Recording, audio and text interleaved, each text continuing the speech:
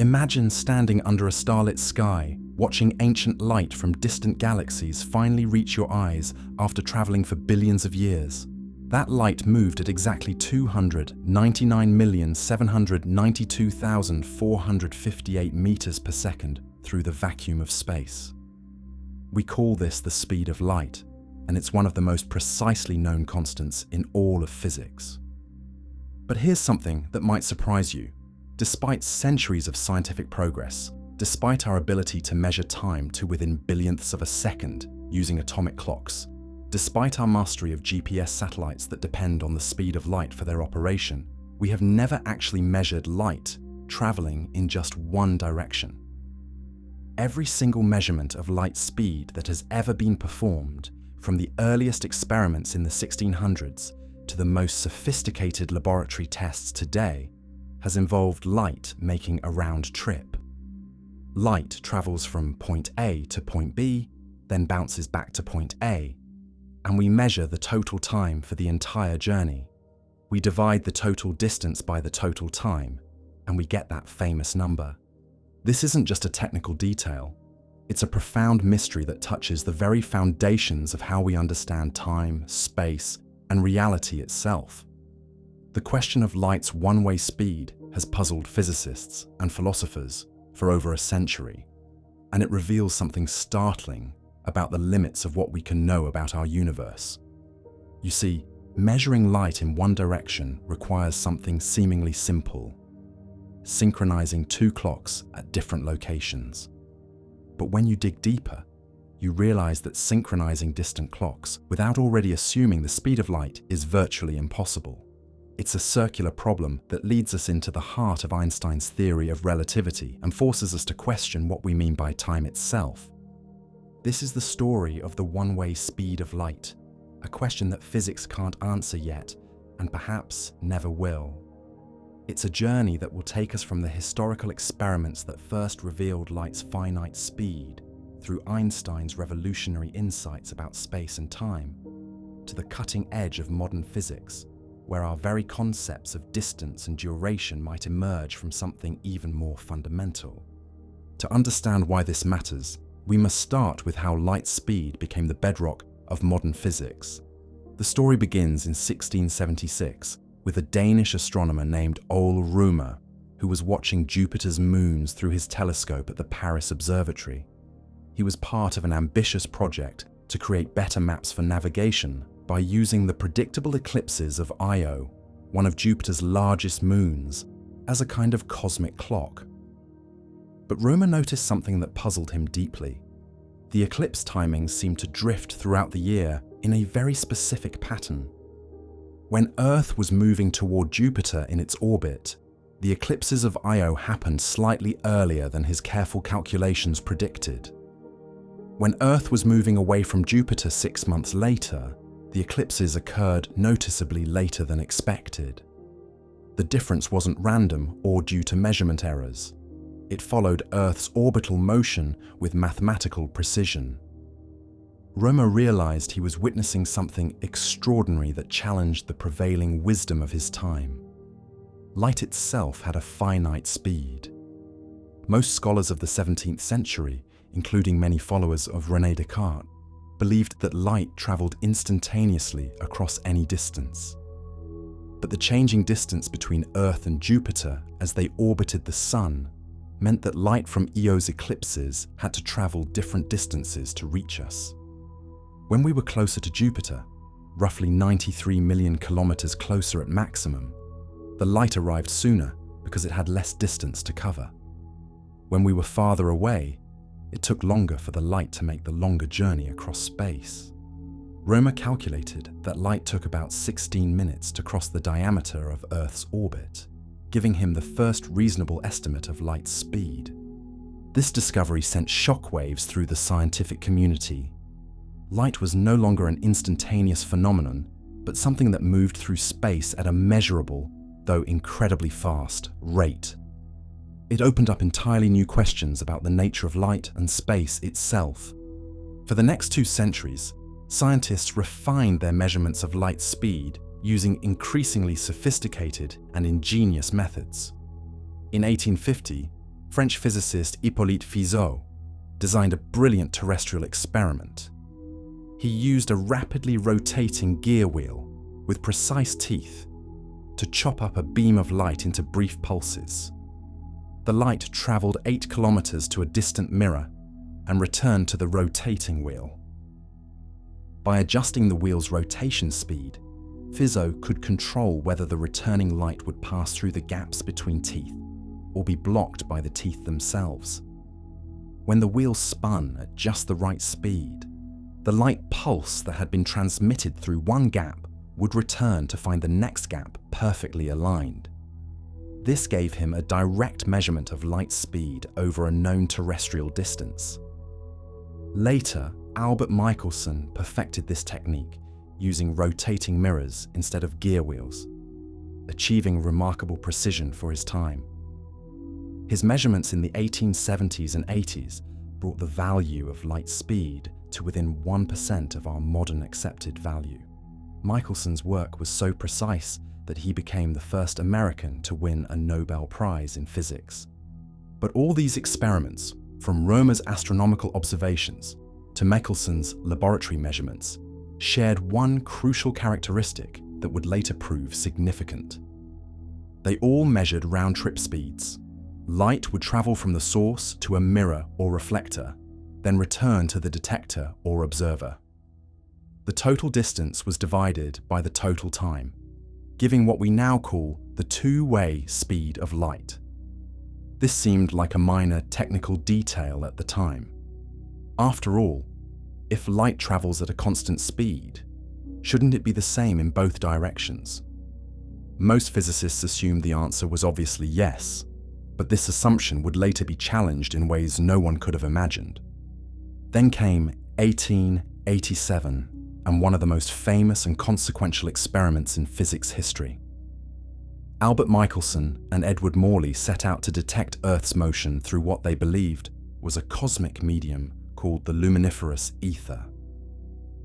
Scientists of that era thought light waves needed something to wave in, just like sound waves need air to propagate, or water waves need water as their medium. Their ingenious interferometer split a beam of light into two perpendicular paths, using a half-silvered mirror. One beam traveled parallel to Earth's orbital motion, while the other traveled perpendicular to it.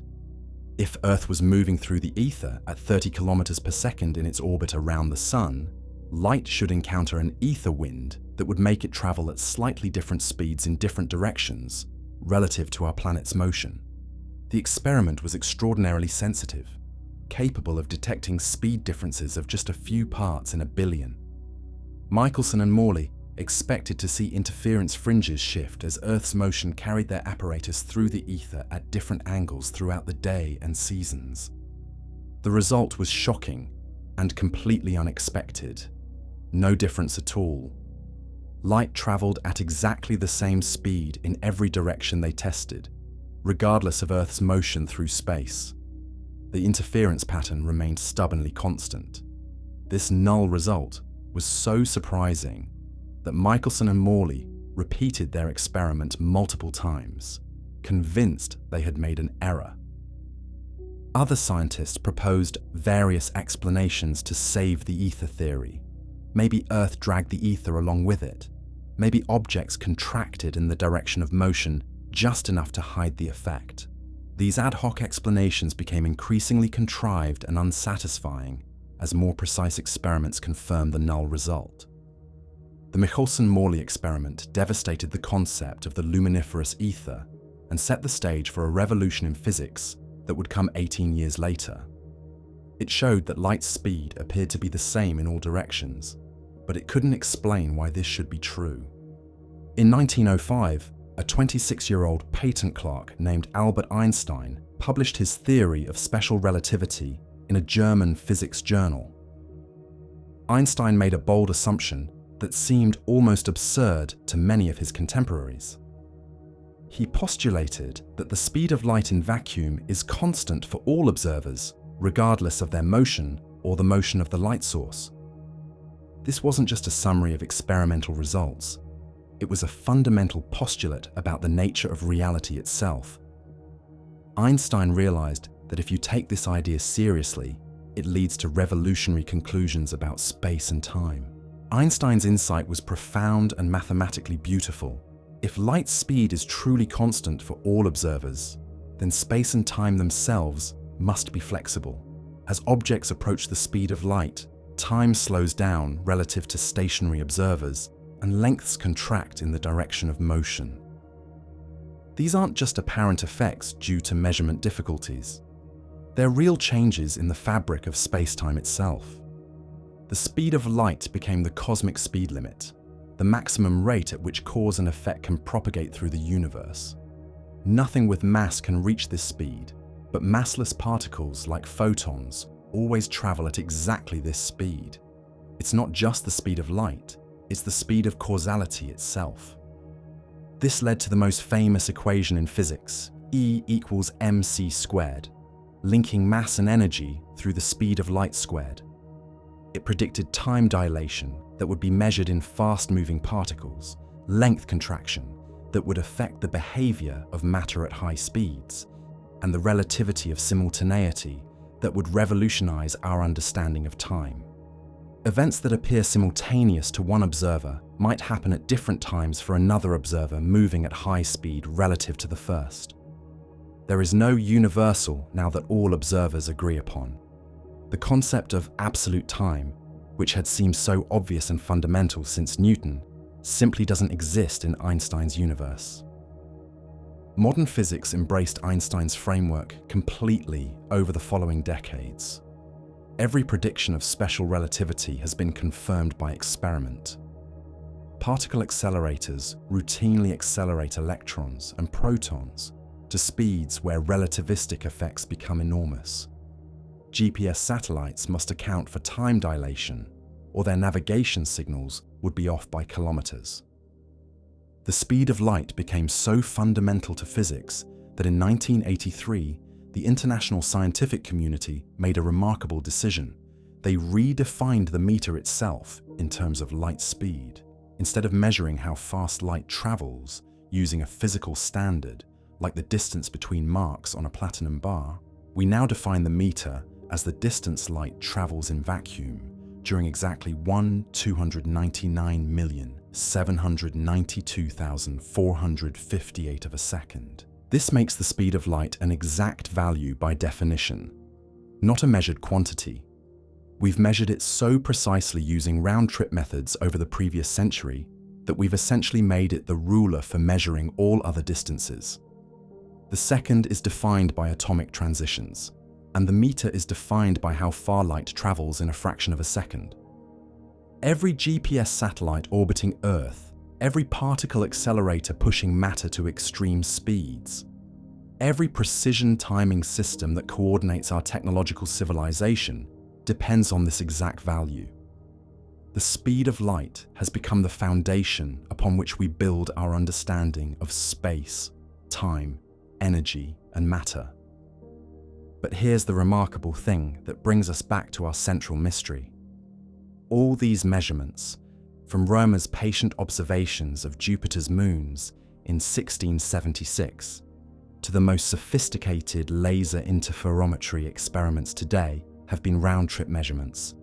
We send light out from a source, it travels to a target, reflects or scatters back toward us, and we measure the total journey time for the complete round trip.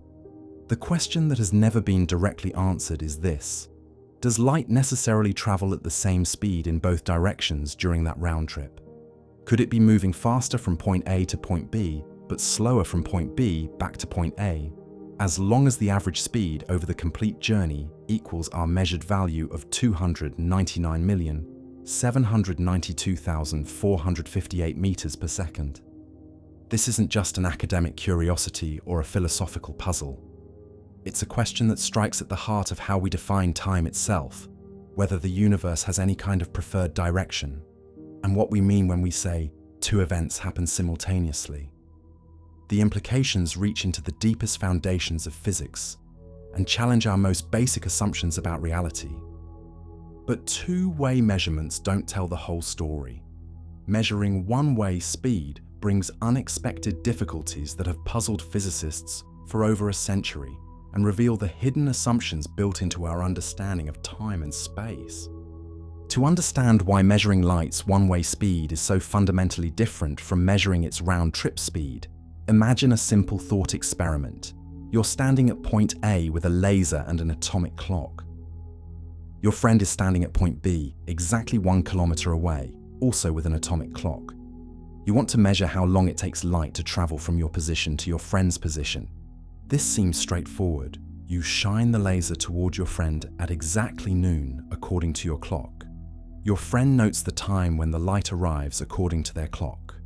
If both clocks show the same time when the light arrives that your clock showed when you sent it, then light traveled instantaneously. If your friend's clock shows a later time, you can calculate the speed by dividing the distance by the time difference. But here's the problem that makes this measurement impossible in practice.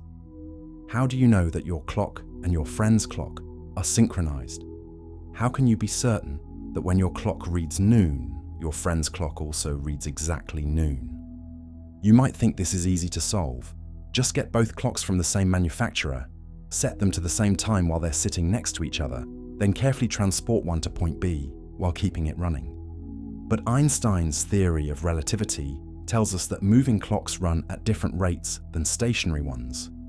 Even at walking speed, the transported clock will be slightly out of sync by the time it reaches point B. The effect is tiny, but it's measurable with modern atomic clocks, and it's enough to ruin your measurement. Maybe you could try a different approach. Stand at point A and send a radio signal to your friend at point B, telling them to set their clock to noon when they receive your signal. But radio waves are electromagnetic radiation, just like light, so they travel at the speed of light. If you're trying to measure the speed of light, you can't use light itself to synchronize your clocks without creating circular reasoning. You could try sending sound waves instead, but sound travels much slower than light and at a speed that depends on temperature, humidity, and air pressure. The uncertainty in sound speed would make your measurement of light speed hopelessly inaccurate. Besides, you'd still need to know exactly when the sound was emitted and received, bringing you back to the clock synchronization problem. This is the heart of the one-way light speed problem. Any direct measurement requires synchronized clocks at two different locations, but synchronizing those clocks requires sending signals between them, and the speed of those signals is exactly what you're trying to measure. Now, let's contrast this with how two-way measurements work. These are the measurements that have given us our precise value for the speed of light, and they cleverly sidestep the synchronization problem entirely. For a two-way measurement, you need only one clock at one location. You send a light pulse toward a mirror or reflector at a known distance, and you measure the total time for the light to make the round trip back to your starting point. Since everything happens at the same location, you need only one clock, and the synchronization problem disappears. When Albert Michelson performed his famous rotating mirror experiments in the late 1800s, he used exactly this approach. A beam of light traveled from his apparatus to a distant mirror several kilometers away, then returned to the same apparatus. He measured the total distance, which was twice the distance to the mirror, and divided by the total time for the round trip. This gave him what we call the two-way speed of light, and it's this value that equals 299,792,458 meters per second. Every precise measurement of light speed, from Fizeau's gear wheel experiments to modern laser interferometry, has been a two-way measurement.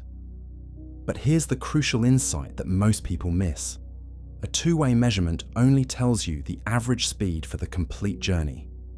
It doesn't tell you whether light traveled at the same speed in both directions during that journey. Suppose light travels at some speed, v1 from point A to point B, and at a different speed v2 from point B back to point A. The total distance is twice the one-way distance, let's call it 2 times d. The total time is d divided by v1 plus d divided by v2. The two-way speed would be the total distance divided by the total time.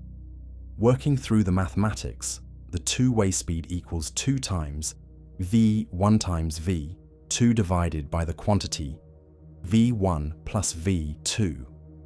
This is called the harmonic mean of the two one-way speeds. Even if v1 and v2 are very different from each other, as long as their harmonic mean equals our measured value, all our experiments would give exactly the same results. For example, light could travel at 400 million meters per second from A to B, and at 200 million meters per second from B to A. The harmonic mean of these two speeds is approximately 267 million meters per second, which is close to, but not exactly equal to our measured value. With the right choice of speeds, you could make the harmonic mean equal any value you want, including our precisely measured two-way speed. This means that all of our experimental evidence is consistent with light having different speeds in different directions, as long as the average works out correctly. We could live in a universe where light travels faster toward the east than toward the west, or faster upward than downward, and all of our round-trip measurements would be completely unchanged. This might seem like a purely theoretical concern, but it has profound implications for how we understand space and time. Einstein's special relativity is built on the assumption that light travels at the same speed in all directions.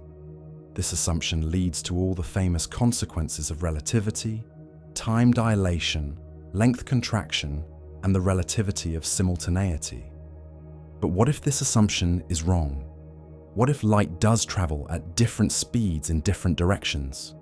Would this break Einstein's theory and overturn a century of physics? The surprising answer is no, it wouldn't. Physics would remain exactly the same, but our definition of time would change. If light travels faster in one direction than another, we would need to adjust our clocks accordingly to maintain the mathematical structure of relativity. This is where the problem becomes even more subtle. The question isn't whether light travels at the same speed in all directions. The question is whether we can even define what we mean by simultaneity and the one-way speed of light without making arbitrary choices. Einstein himself was aware of this issue. In his original 1905 paper on special relativity, he explicitly addressed the problem of synchronizing distant clocks. He proposed what's now called Einstein's synchronization, a method that assumes light takes the same time to travel from A to B as it does to travel from B to A. This seems like a reasonable assumption, and it leads to the elegant mathematical structure of special relativity. But Einstein recognized that this was a choice, not a physical necessity. He wrote that this synchronization method is chosen for its simplicity and that other choices are possible. The beauty of Einstein's approach is that it makes physics symmetric and mathematically elegant. In Einstein's framework, the laws of physics look the same in all directions and for all observers moving at constant velocities. This symmetry has been enormously successful in predicting and explaining physical phenomena. But the symmetry comes at a cost. We can never experimentally verify that light actually travels at the same speed in all directions. The choice of synchronization convention is built into every measurement we make. We can choose different conventions that give light different one-way speeds, and physics will work equally well as long as we adjust our clocks consistently. Modern atomic clocks are so precise that they can measure time to better than 1 part in 10 to the 18th power. GPS satellites carry these clocks and must account for relativistic effects to maintain their accuracy. But even these incredible instruments can't solve the one-way light speed problem because they all depend on Einstein's synchronization convention. When GPS satellites synchronize their clocks, they use signals traveling at the speed of light and assume that these signals take the same time to travel in both directions. The system works perfectly for navigation and timing applications, but it's built on Einstein's assumption about simultaneity. Quantum mechanics doesn't help either. Some people have suggested using quantum entanglement to synchronize distant clocks instantaneously, but quantum mechanics forbids using entanglement to send information faster than light. The correlations between entangled particles are instantaneous, but you can't use them to coordinate clocks without classical communication that travels at the speed of light. Even the most exotic proposals using wormholes or other speculative phenomena don't solve the fundamental problem. Any method of synchronizing clocks requires some form of causal connection between distant locations, and relativity tells us that causal influences can't propagate faster than light. This brings us to a profound realization. The problem isn't that we lack sufficiently precise instruments or clever experimental techniques. The problem is built into the structure of space-time itself. Simultaneity, the concept of events happening at the same time at different locations, isn't something we can measure objectively. It's something we must define. This realization connects the one-way light speed problem to some of the deepest questions in physics and philosophy. What is time? Is simultaneity real or just a human convention? Can we ever know the true structure of reality, or are we limited to measuring relationships between events? Different physicists and philosophers have given different answers to these questions. Some argue that the one-way light speed is simply unmeasurable, and that asking about it is meaningless. Others suggest that it reveals fundamental limitations in our understanding of time and causality. The debate touches on whether space and time are fundamental features of reality, or whether they emerge from some deeper level of physics. If space-time itself is not fundamental, then questions about the one-way speed of light might dissolve into more basic questions about the nature of reality. This isn't just a measurement problem. It's tied to the very fabric of how we define time and simultaneity, and it reveals the hidden assumptions that underlie our most successful theories of physics. The clock synchronization problem lies at the very heart of measuring light's one-way speed, and understanding this problem takes us deep into the nature of time itself. To appreciate just how fundamental and inescapable this challenge is, let's explore every method that physicists have ever proposed for synchronizing distant clocks, and see why each one ultimately fails or requires assumptions about the very thing we're trying to measure. The most obvious approach might seem to be slow clock transport.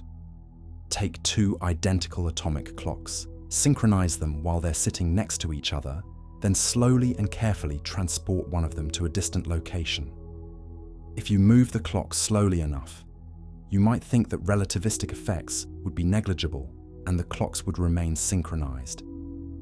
But Einstein's theory of special relativity tells us that any moving clock runs slower than a stationary one, no matter how slowly it moves.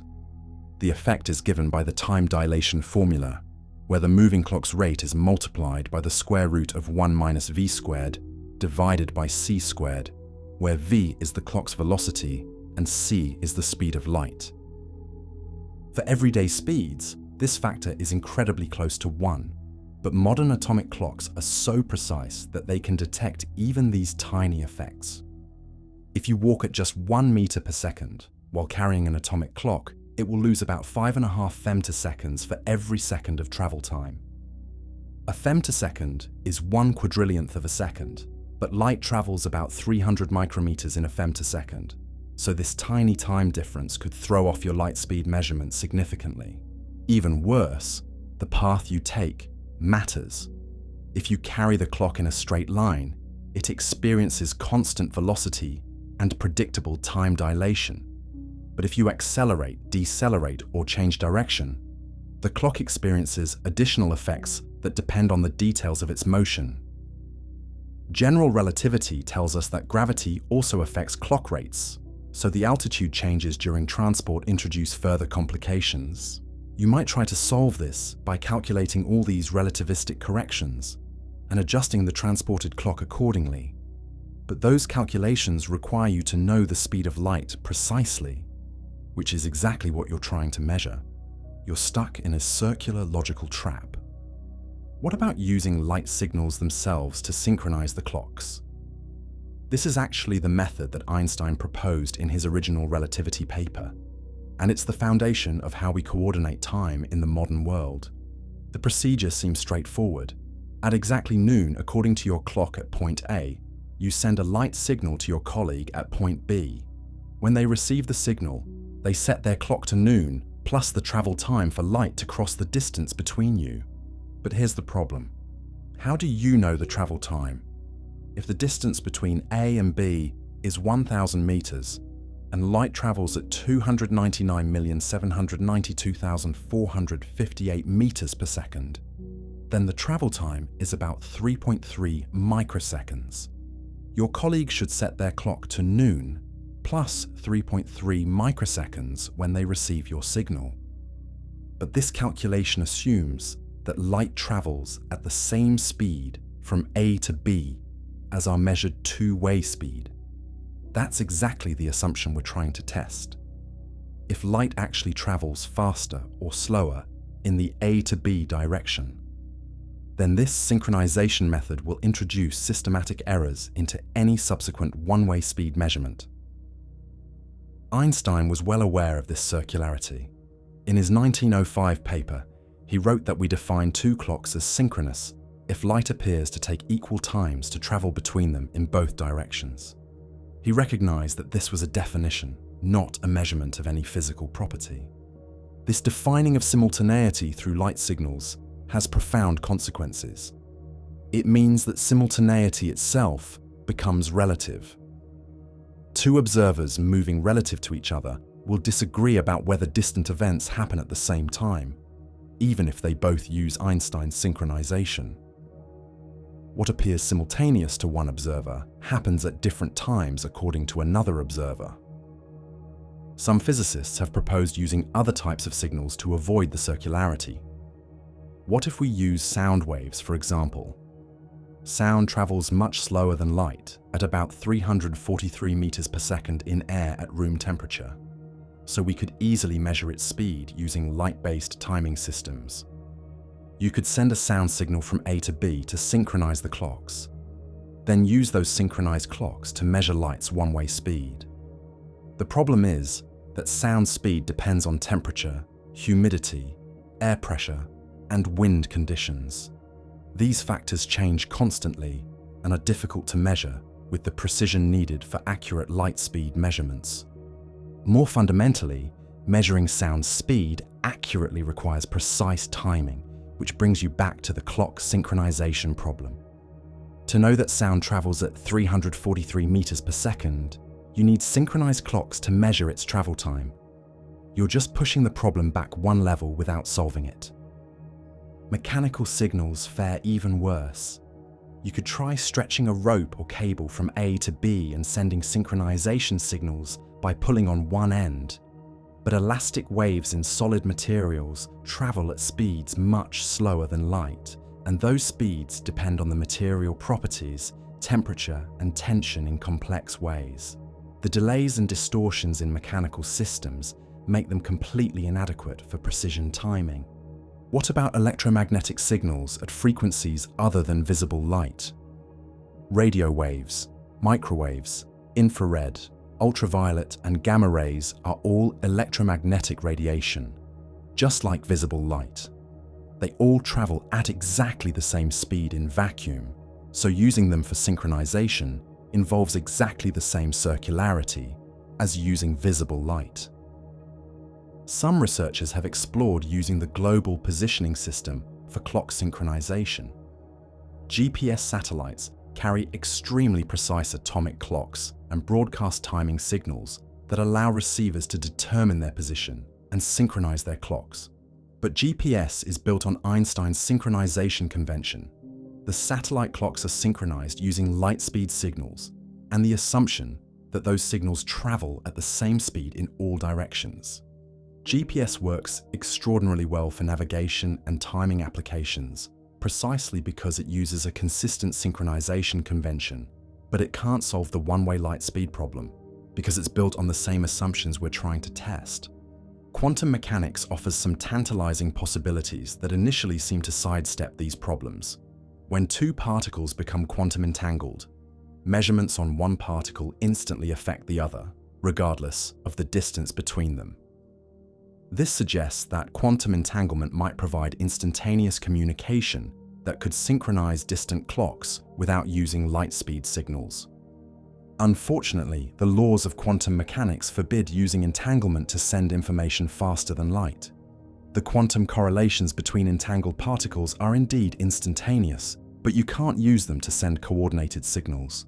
Any attempt to extract information from quantum measurements gives random results until you compare them with measurements made at the other location, and that comparison requires classical communication at light speed or slower.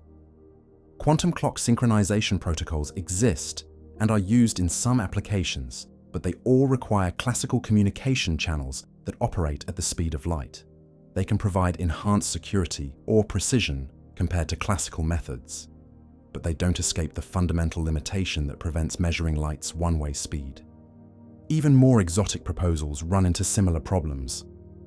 Some theories suggest that hypothetical particles called tachyons could travel faster than light and might be used for instantaneous communication.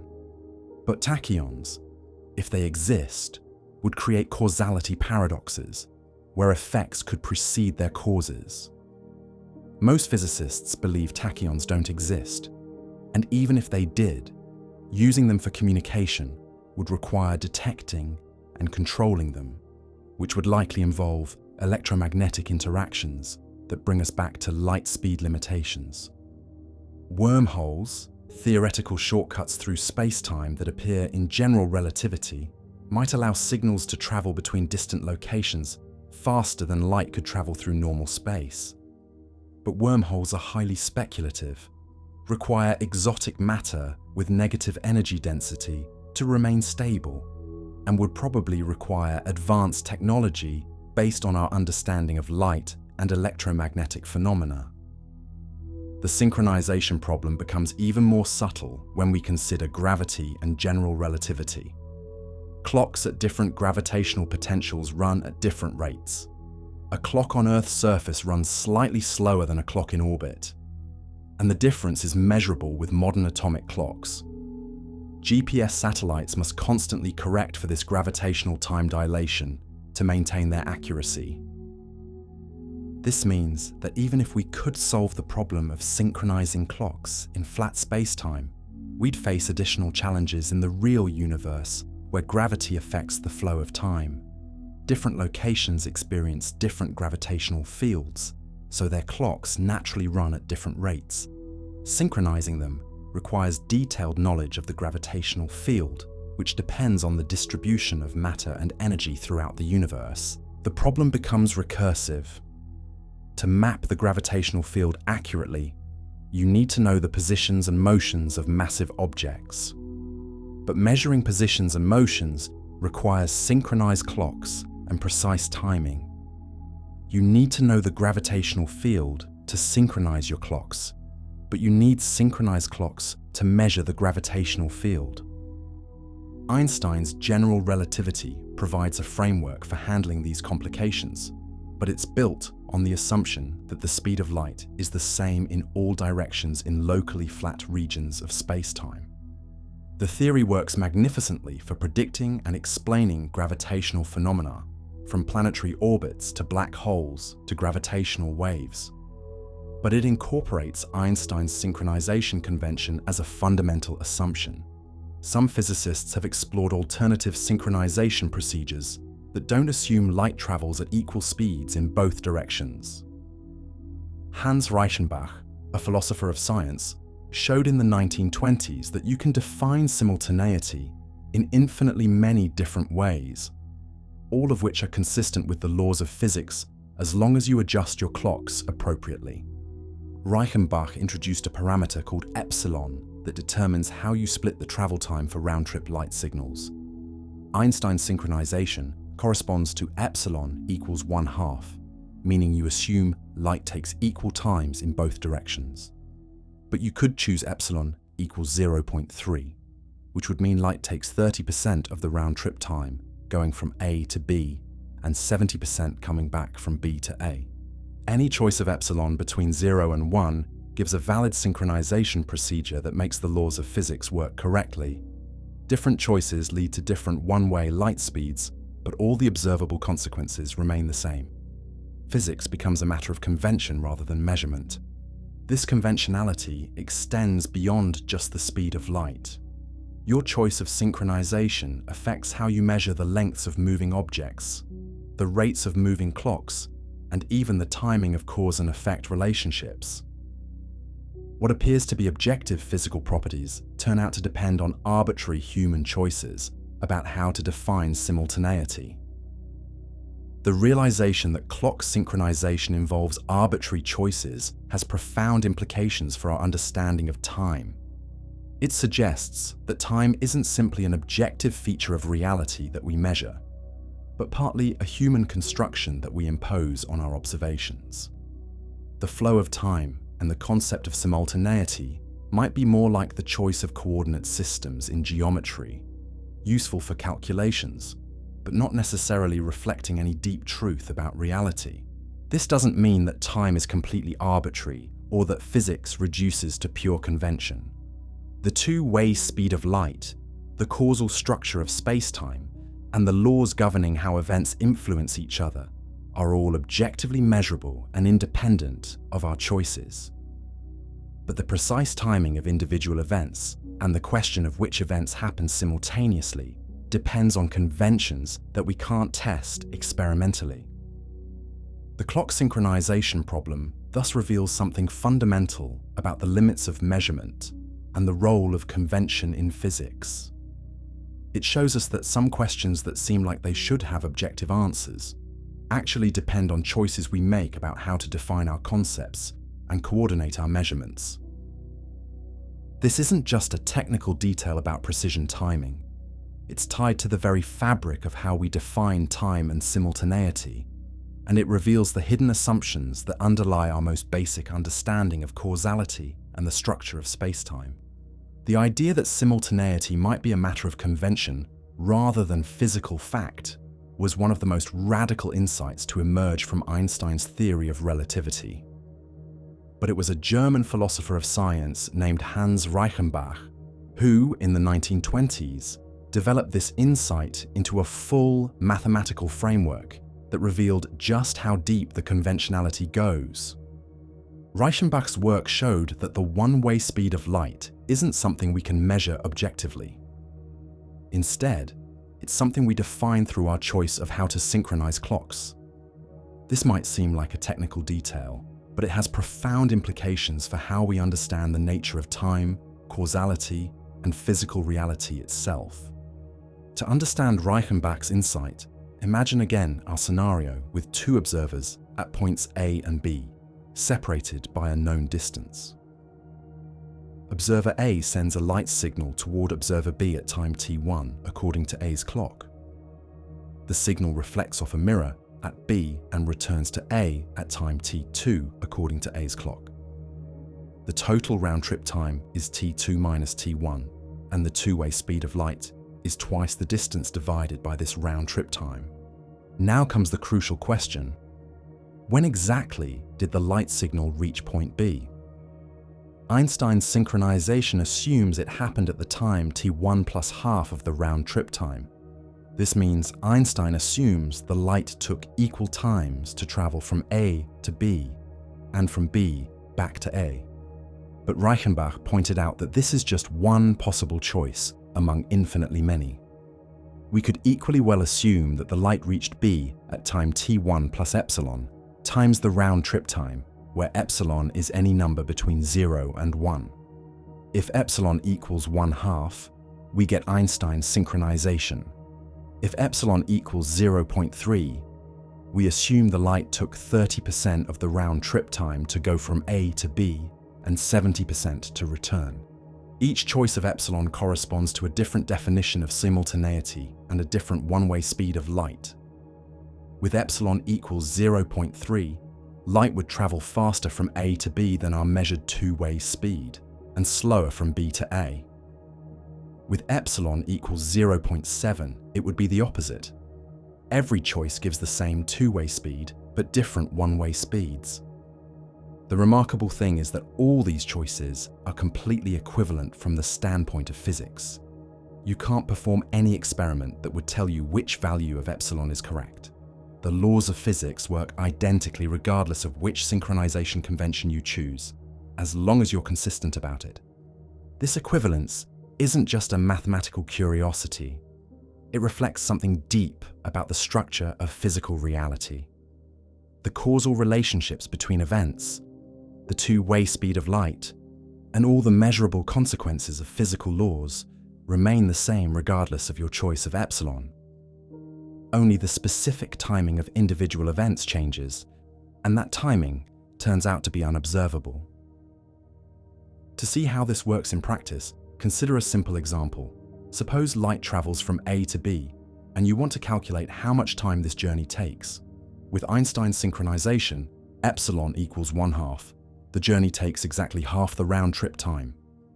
With epsilon equals 0.3, the same journey takes only 30% of the round-trip time, so light appears to travel faster in the A to B direction. But here's the key insight.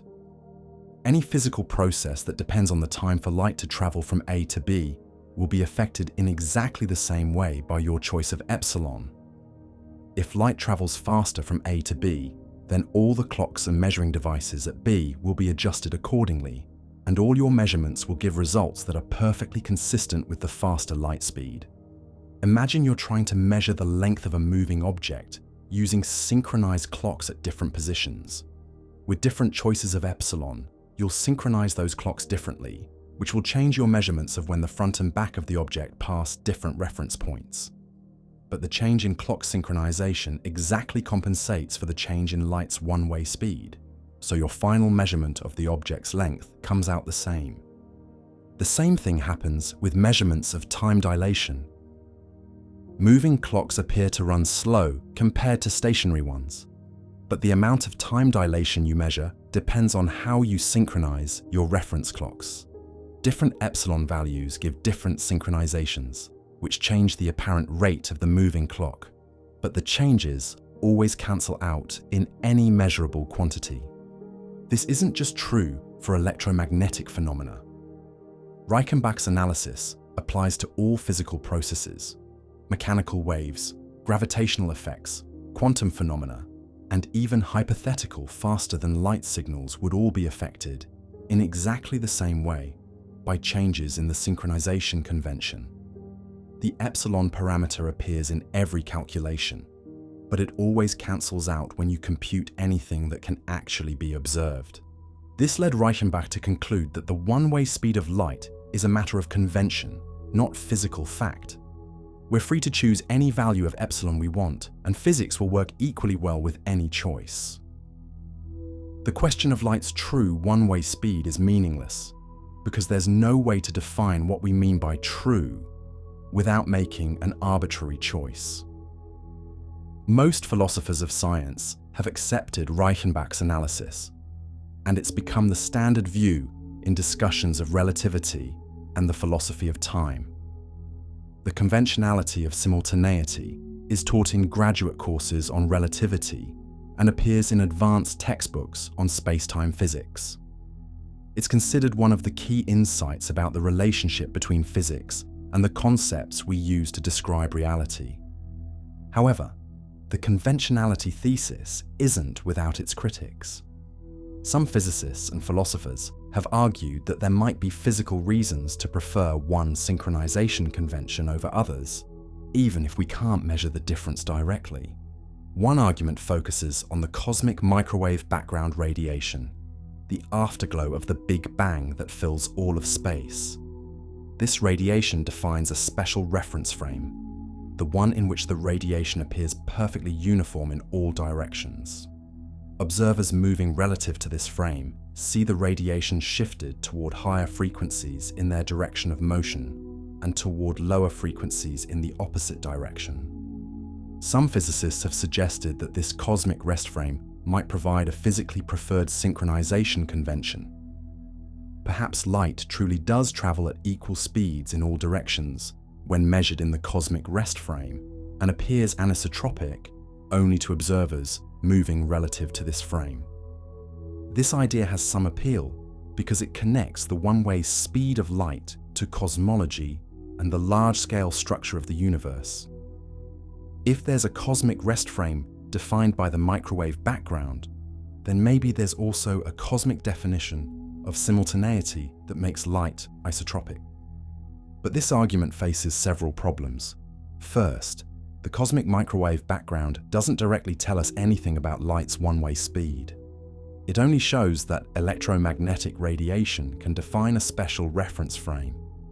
Second, choosing synchronization based on the cosmic rest frame would be just as conventional as Einstein's choice. It would just be a different convention motivated by cosmological rather than symmetry considerations. More fundamentally, general relativity tells us that there's no such thing as a globally preferred reference frame. The cosmic microwave background defines a special frame locally in our region of the universe, but this frame changes from place to place as the universe expands and matter moves around. What seems like a natural synchronization convention here might be completely arbitrary somewhere else in the universe. Another line of argument suggests that quantum mechanics might provide physical reasons to prefer certain synchronization conventions. Some interpretations of quantum mechanics involve non-local correlations that seem to operate instantaneously across space. If these correlations reflect real physical processes rather than just mathematical artifacts, they might define a preferred notion of simultaneity. The problem is that quantum mechanics explicitly forbids using these correlations to send information or coordinate clocks. The non-local aspects of quantum mechanics are hidden from direct observation and can't be used to solve the clock synchronization problem. Any practical application of quantum mechanics requires classical communication channels that operate at light speed, bringing us back to the same conventionality issues.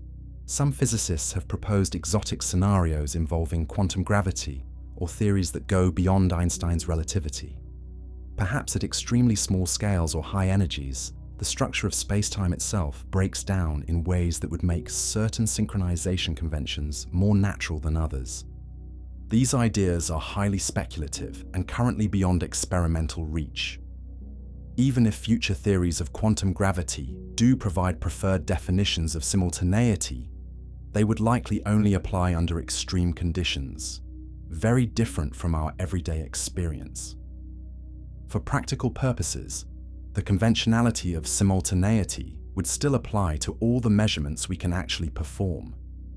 The conventionality thesis also raises interesting questions about the relationship between physics and mathematics. If the one-way speed of light is conventional, then what about other physical quantities that seem more fundamental? Are space and time themselves partly conventional, or do they have objective properties that exist independently of our measurement procedures? Different physicists give different answers to these questions. Some embrace the conventionality and argue that physics is ultimately about relationships between observations rather than absolute properties of reality.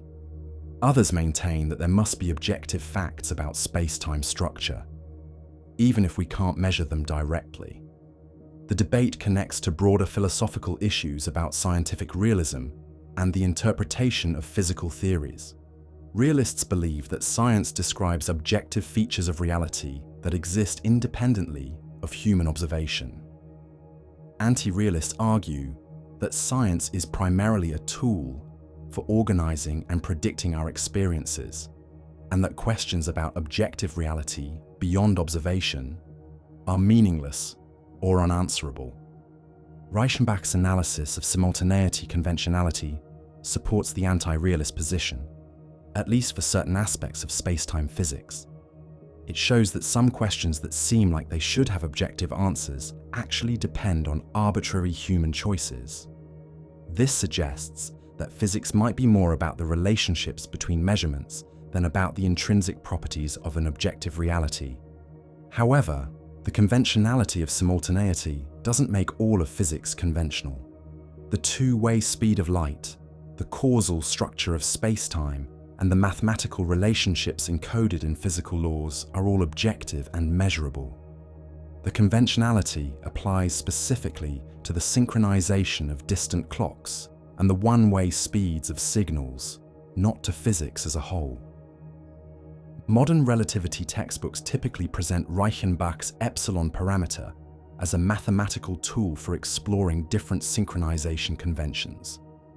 Students learn that epsilon equals 1/2 corresponds to Einstein's synchronization, while other values give equally valid but less convenient alternatives. The choice of epsilon equals 1/2 is usually justified by its mathematical simplicity and the elegant symmetry it provides to the equations of relativity. The practical applications of relativity, from GPS satellites to particle accelerators, all use Einstein's synchronization because it's mathematically convenient and physically intuitive. There's no practical advantage to using other conventions, and switching would require redefining all our time standards and recalibrating countless instruments. But the possibility remains that other conventions might be equally valid or even preferable for certain theoretical purposes. Some alternative theories of gravity and cosmology explore non-standard synchronization conventions to see if they lead to new insights or simpler mathematics in certain contexts. The conventionality of simultaneity thus reveals a subtle but important distinction between what we can measure and what we can define. We can measure the relationships between events, the causal connections between causes and effects, and the mathematical structure that governs physical processes. But we can't measure absolute simultaneity or the one-way speed of signals, because these concepts depend on conventions that we choose rather than discover. This doesn't diminish the importance or objectivity of physics. It just shows us that some aspects of our physical descriptions reflect human choices about how to organize and present our knowledge rather than fundamental features of reality. The challenge is to distinguish between the conventional and objective aspects of our theories and to understand how our choices of convention affect our understanding of the physical world. Yet some wonder, could this flexibility hide something deeper? Perhaps the conventions we choose aren't arbitrary after all, but reflect deeper patterns in the structure of space-time that we don't yet understand. The question of whether light travels at the same speed in all directions cuts to the heart of one of physics' most fundamental assumptions. Isotropy, the idea that space has no preferred directions, is built into Einstein's special relativity and underlies much of modern physics. But what if this assumption is wrong? What if light actually travels faster toward the constellation Virgo than toward the constellation Hydra? What if there are cosmic highways and byways that make light speed depend on direction? This possibility isn't just a theoretical curiosity. It connects to some of the deepest questions in cosmology and fundamental physics. If space itself has a grain or a preferred orientation, it could reveal new physics beyond Einstein's relativity and give us clues about the ultimate structure of the universe. The most natural place to look for directional effects is in the cosmic microwave background radiation. This ancient light, released about 380,000 years after the Big Bang, fills all of space and provides a unique cosmic reference frame. When we observe this radiation carefully, we see that it's not perfectly uniform in all directions. Instead, it appears slightly hotter in the direction of the constellation Leo and slightly cooler in the opposite direction. This temperature difference, known as the cosmic microwave background dipole, tells us that our entire solar system is moving at about 370 kilometers per second, relative to the cosmic rest frame defined by the ancient radiation. This motion causes a Doppler shift that makes the radiation appear blue shifted, and therefore hotter in our direction of motion, and red shifted and cooler behind us. The existence of this cosmic rest frame raises an intriguing possibility. Perhaps light travels at exactly 299,792,458 meters per second in all directions when measured in this cosmic rest frame, but appears anisotropic to observers moving relative to this frame. In other words, maybe the cosmic microwave background defines not just a preferred velocity, but also a preferred synchronization convention. This idea has been explored by several physicists over the decades. If we synchronize our clocks using the cosmic rest frame instead of Einstein's conventional method, we might find that light travels at different speeds in different directions relative to our motion through the cosmic microwave background. Light would travel faster in the direction of our cosmic motion and slower in the opposite direction. However, testing this idea runs into the same fundamental problems we've encountered before. Any measurement of light's one-way speed requires synchronized clocks, and synchronizing those clocks requires assumptions about signal speeds. If we use the cosmic microwave background to define simultaneity, we're making a choice that's just as conventional as Einstein's original choice, even if it's motivated by cosmological considerations. More fundamentally, general relativity tells us that there's no globally preferred reference frame in the universe. The cosmic microwave background appears to define a special frame from our local perspective, but this frame changes from place to place as the universe expands and matter moves around. An alien civilization in a distant galaxy would see their own cosmic rest frame, which might be moving at high speed relative to ours. The cosmic microwave background frame also depends on which epoch of cosmic history we choose as our reference. The radiation we see today was emitted when the universe was much younger and denser. The matter that emitted this radiation has since moved and evolved, forming galaxies, stars, and planets. The rest frame defined by the ancient radiation might be quite different from any natural rest frame defined by the current distribution of matter. Despite these conceptual challenges, some physicists have proposed specific theories that allow for anisotropic light speeds. One approach, developed by physicists like Franco Solari and Frank Tanghelini, modifies the mathematical structure of special relativity while keeping its experimental predictions unchanged. In these alternative theories, light does travel at different speeds in different directions, but the anisotropy is hidden from direct observation by compensating changes in clock rates and measuring rod lengths. When you use clocks and rulers that have been affected by the anisotropic light speeds to measure those same light speeds, you get the same results as in standard relativity. This might seem like a purely academic exercise, but it reveals something important about the relationship between physical theories and experimental evidence. Multiple theories can make identical predictions for all possible experiments while differing in their fundamental assumptions about the nature of space and time. For example, in Solari's approach, simultaneity is defined using a preferred cosmic rest frame, and light travels isotropically only in that frame. Observers moving relative to the cosmic frame see anisotropic light speeds, but their clocks and measuring instruments are affected in exactly the right way to make all measurements come out the same as in Einstein's theory. The mathematics becomes more complicated in these alternative approaches, and they lose the elegant symmetry that makes Einstein's relativity so appealing to physicists. But they're not ruled out by any experimental evidence because they're specifically constructed to give the same predictions as standard relativity for all measurable quantities. Other researchers have explored whether anisotropy might emerge from more fundamental physics. Some theories of quantum gravity suggest that space-time itself might have a discrete structure at extremely small scales, like a crystal lattice made of space and time. If space and time are built from tiny discrete units, then there might be preferred directions determined by the orientation of this underlying lattice.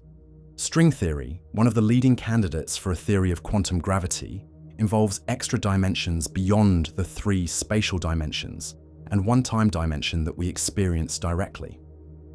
The way these extra dimensions are curled up or compactified might introduce preferred directions in our familiar 3-dimensional space, leading to anisotropic light speeds. Loop quantum gravity, another approach to quantum gravity, suggests that space itself is made of discrete loops and nodes at the Planck scale, about 10 to the minus 35 meters. The geometry of this quantum space-time foam might break the symmetry of continuous space and introduce directional effects. These ideas are highly speculative and far beyond current experimental capabilities. The energy scales where quantum gravity effects become important are enormous, about 10 to the 19th billion electron volts. which is far beyond what any conceivable particle accelerator could reach. The length scales are correspondingly tiny, much smaller than anything we can probe directly. Even if quantum gravity does introduce anisotropies at fundamental scales, those effects would likely be averaged out over the much larger scales relevant to light propagation experiments.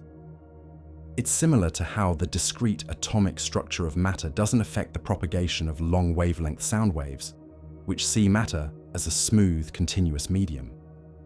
Nevertheless, some experiments have searched for subtle anisotropies that might reveal underlying structure in space-time. Modern Michelson-Morley type experiments use laser interferometry to look for tiny changes in light speed as Earth rotates and orbits the Sun. If space had a preferred grain or orientation, we might see periodic variations as our motion carries us in different directions relative to that grain. The most sensitive of these experiments can detect changes in light speed of less than 1 part in 10 to the 17th power.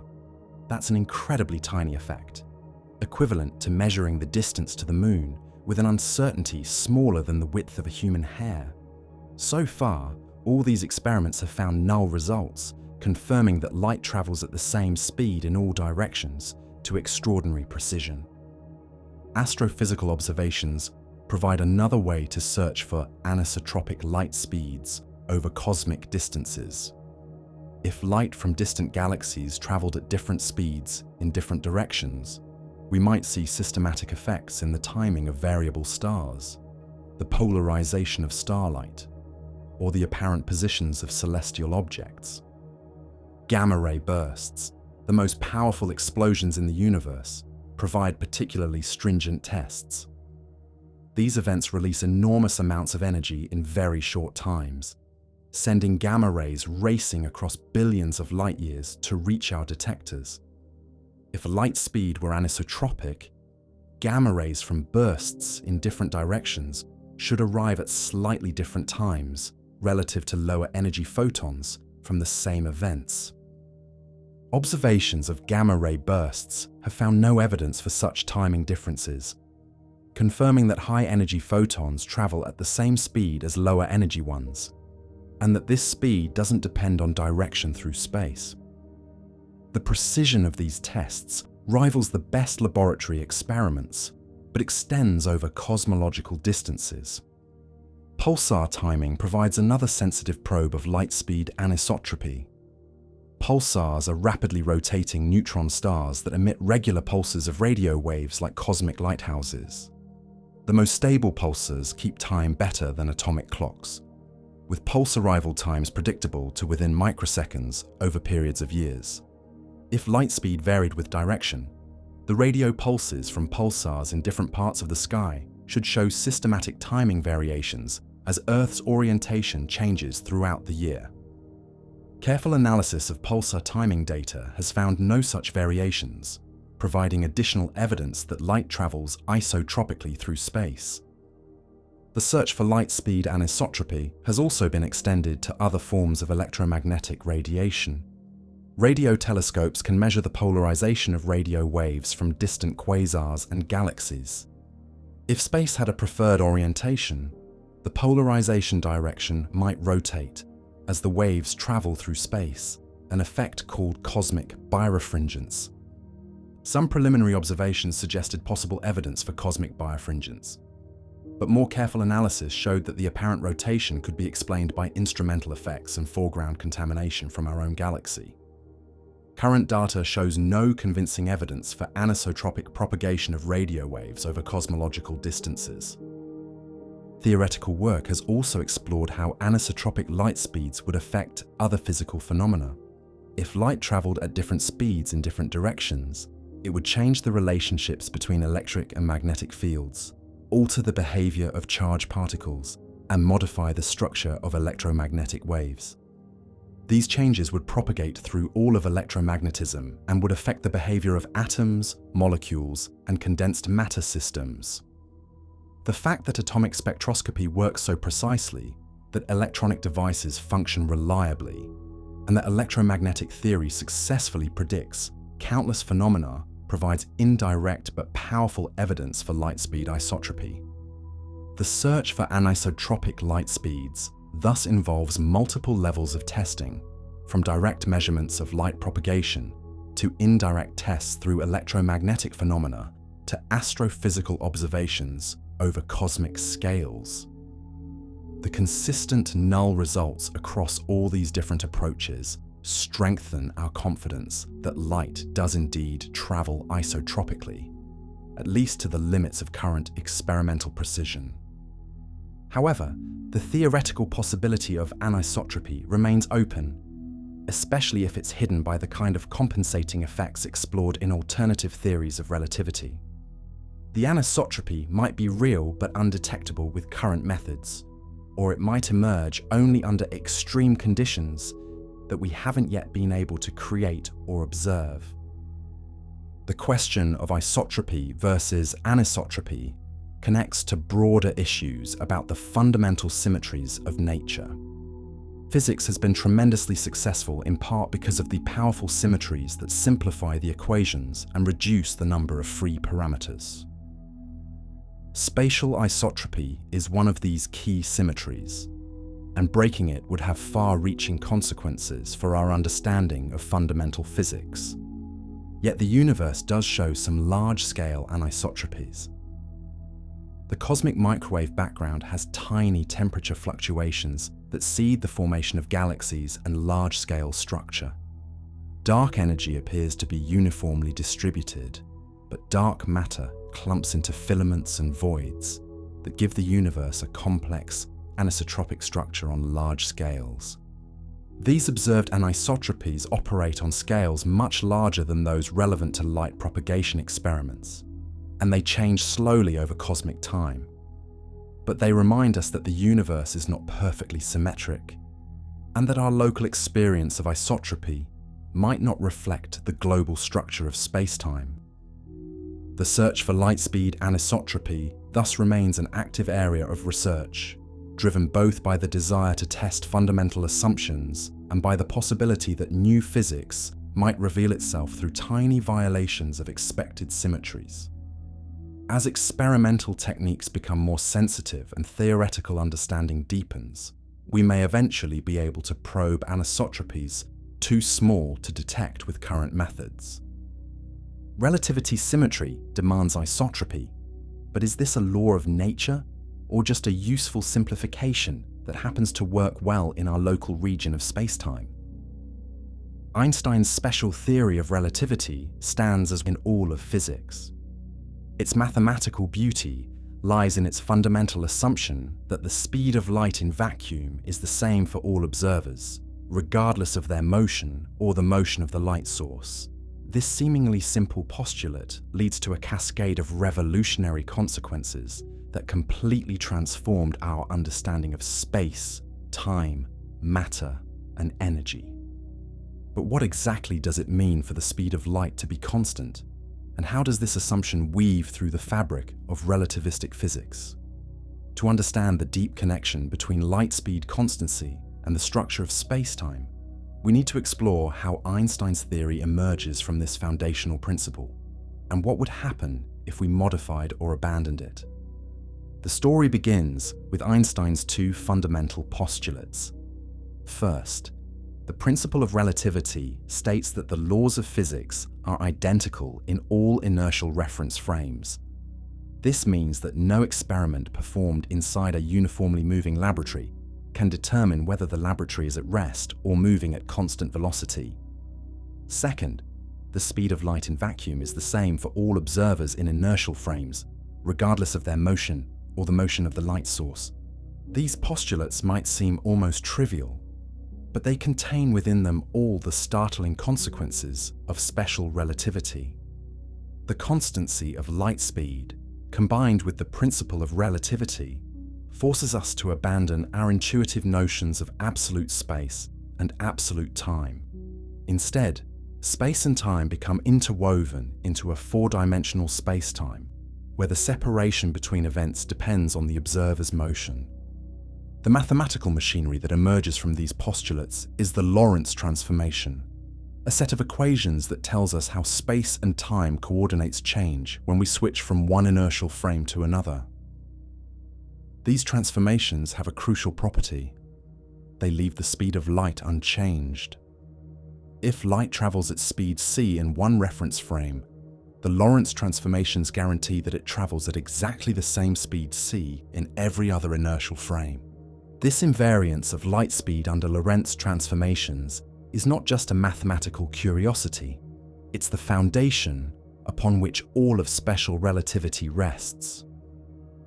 The famous effects of time dilation, length contraction, and the relativity of simultaneity all follow directly from the requirement that light speed must remain constant for all observers. Consider time dilation, the phenomenon where moving clocks run slower than stationary ones. This effect emerges naturally when we require light speed to be constant. Imagine a light clock consisting of a photon bouncing back and forth between two mirrors.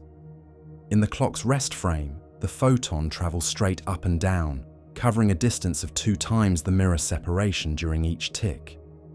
But in a frame where the clock is moving sideways, the photon must travel a longer, diagonal path to keep up with the moving mirrors. Since the speed of light must be the same in both frames, and the photon travels a longer distance in the moving frame, it must take more time to complete each tick.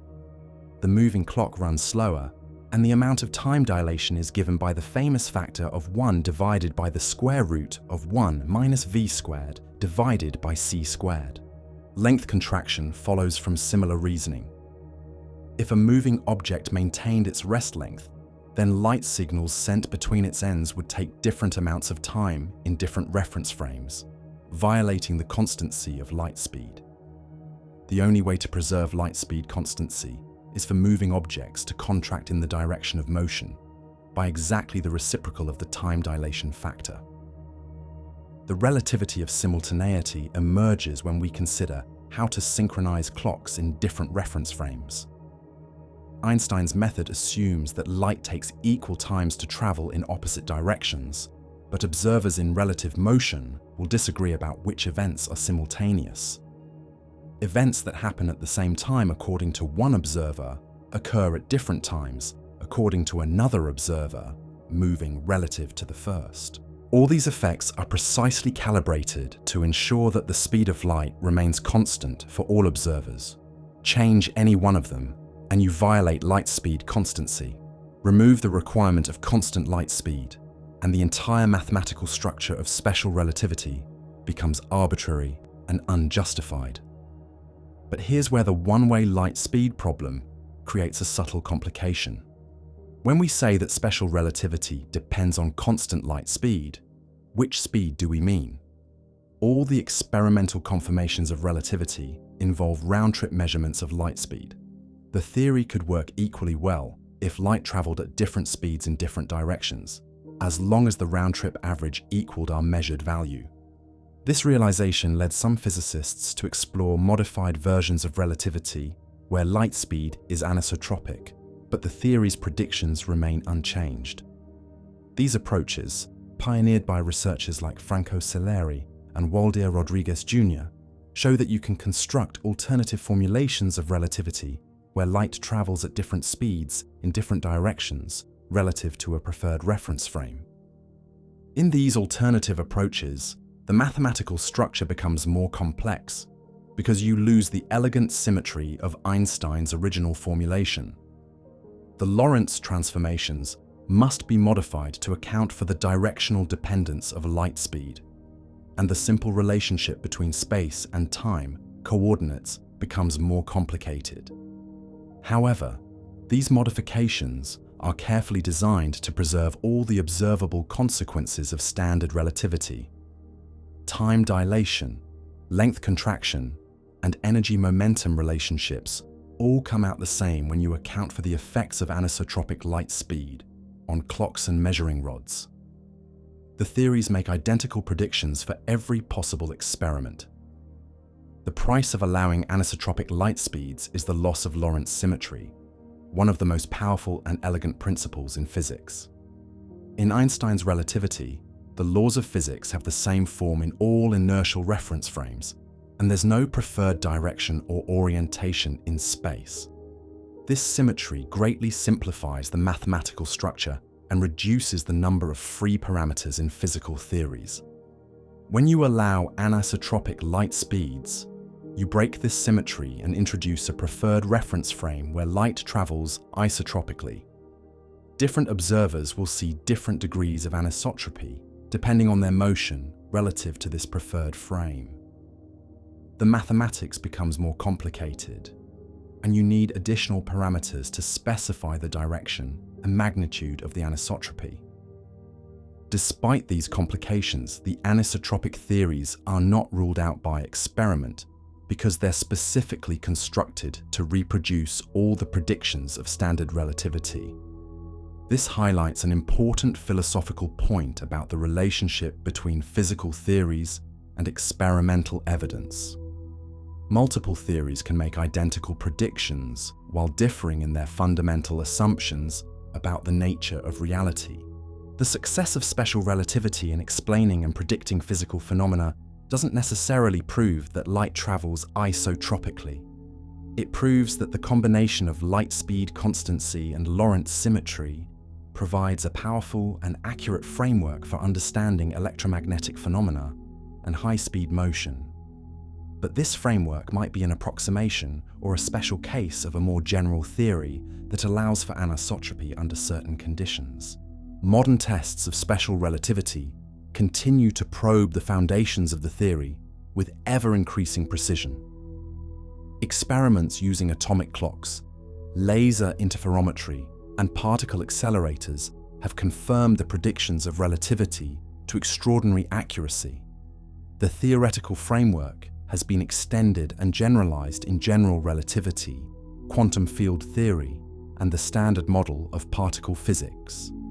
But all these tests ultimately rely on round-trip measurements or indirect inferences that don't directly probe the one-way speed of light. The circular reasoning problem that prevents us from measuring one-way light speed also prevents us from definitively testing whether Einstein's isotropy assumption is correct. This doesn't undermine the practical value of special relativity. The theory works magnificently for all technological applications, from GPS satellites to particle accelerators to nuclear reactors.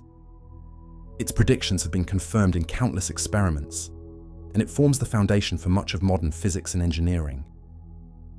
However, the one-way light speed problem does remind us that even our most successful theories contain assumptions that we can't test directly. These assumptions might be exactly correct, or they might be useful approximations that work well under the conditions we can currently probe, but break down under more extreme circumstances. The relationship between special relativity and light speed constancy also illuminates the deep connection between symmetry and physics. The power of Einstein's theory comes largely from its symmetry principles, which constrain the possible forms of physical laws and reduce the complexity of calculations.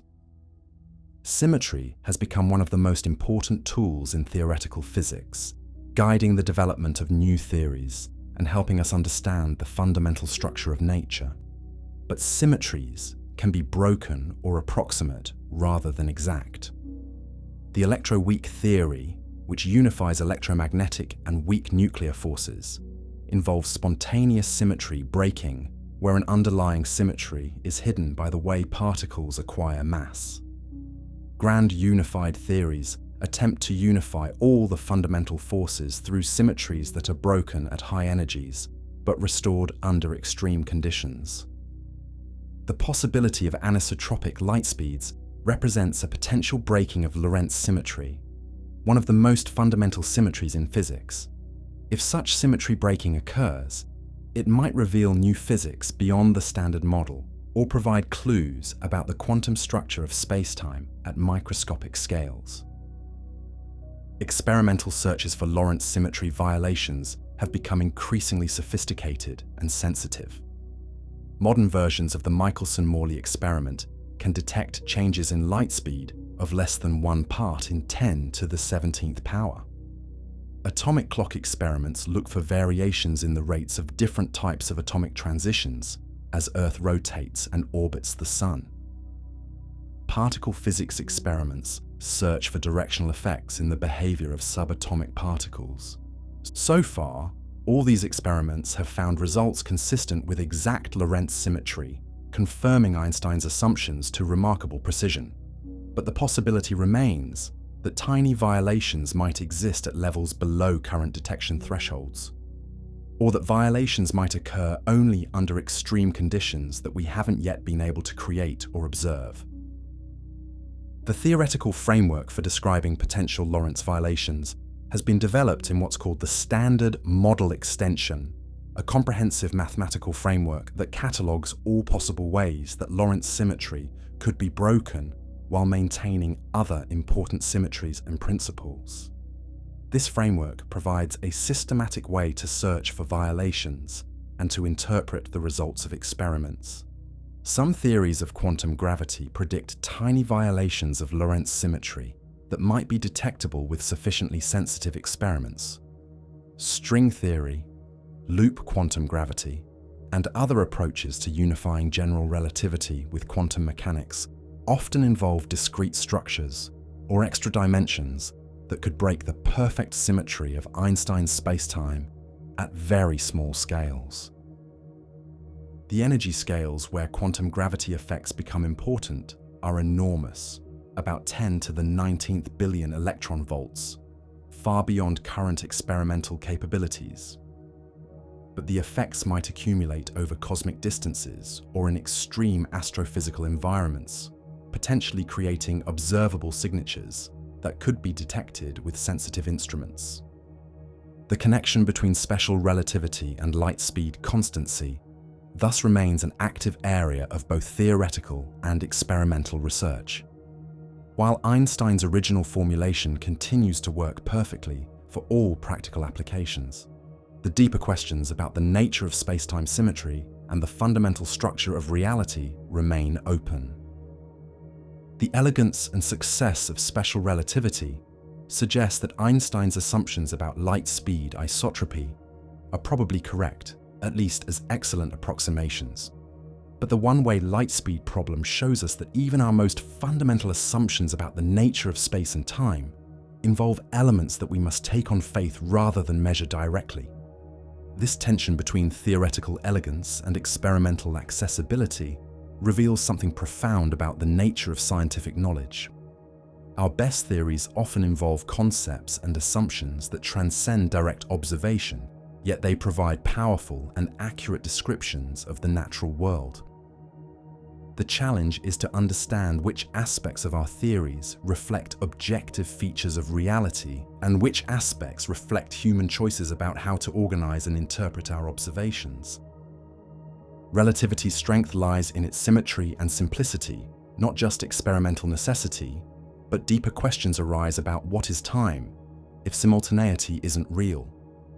The question of light's one-way speed leads us into some of the deepest and most puzzling territories in all of physics and philosophy. When we realize that simultaneity might be conventional rather than absolute, we're forced to confront fundamental questions about the nature of time itself. What does it mean for events to happen at the same time? Is there a universal now that connects all events across the cosmos? Or is the very concept of now merely a human construction that has no basis in physical reality? These questions struck at the heart of human intuition when Einstein first proposed his theory of relativity.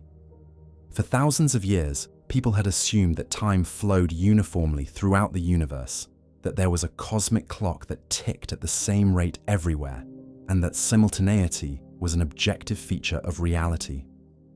Einstein's insight shattered these assumptions and revealed that our everyday experience of time is fundamentally misleading.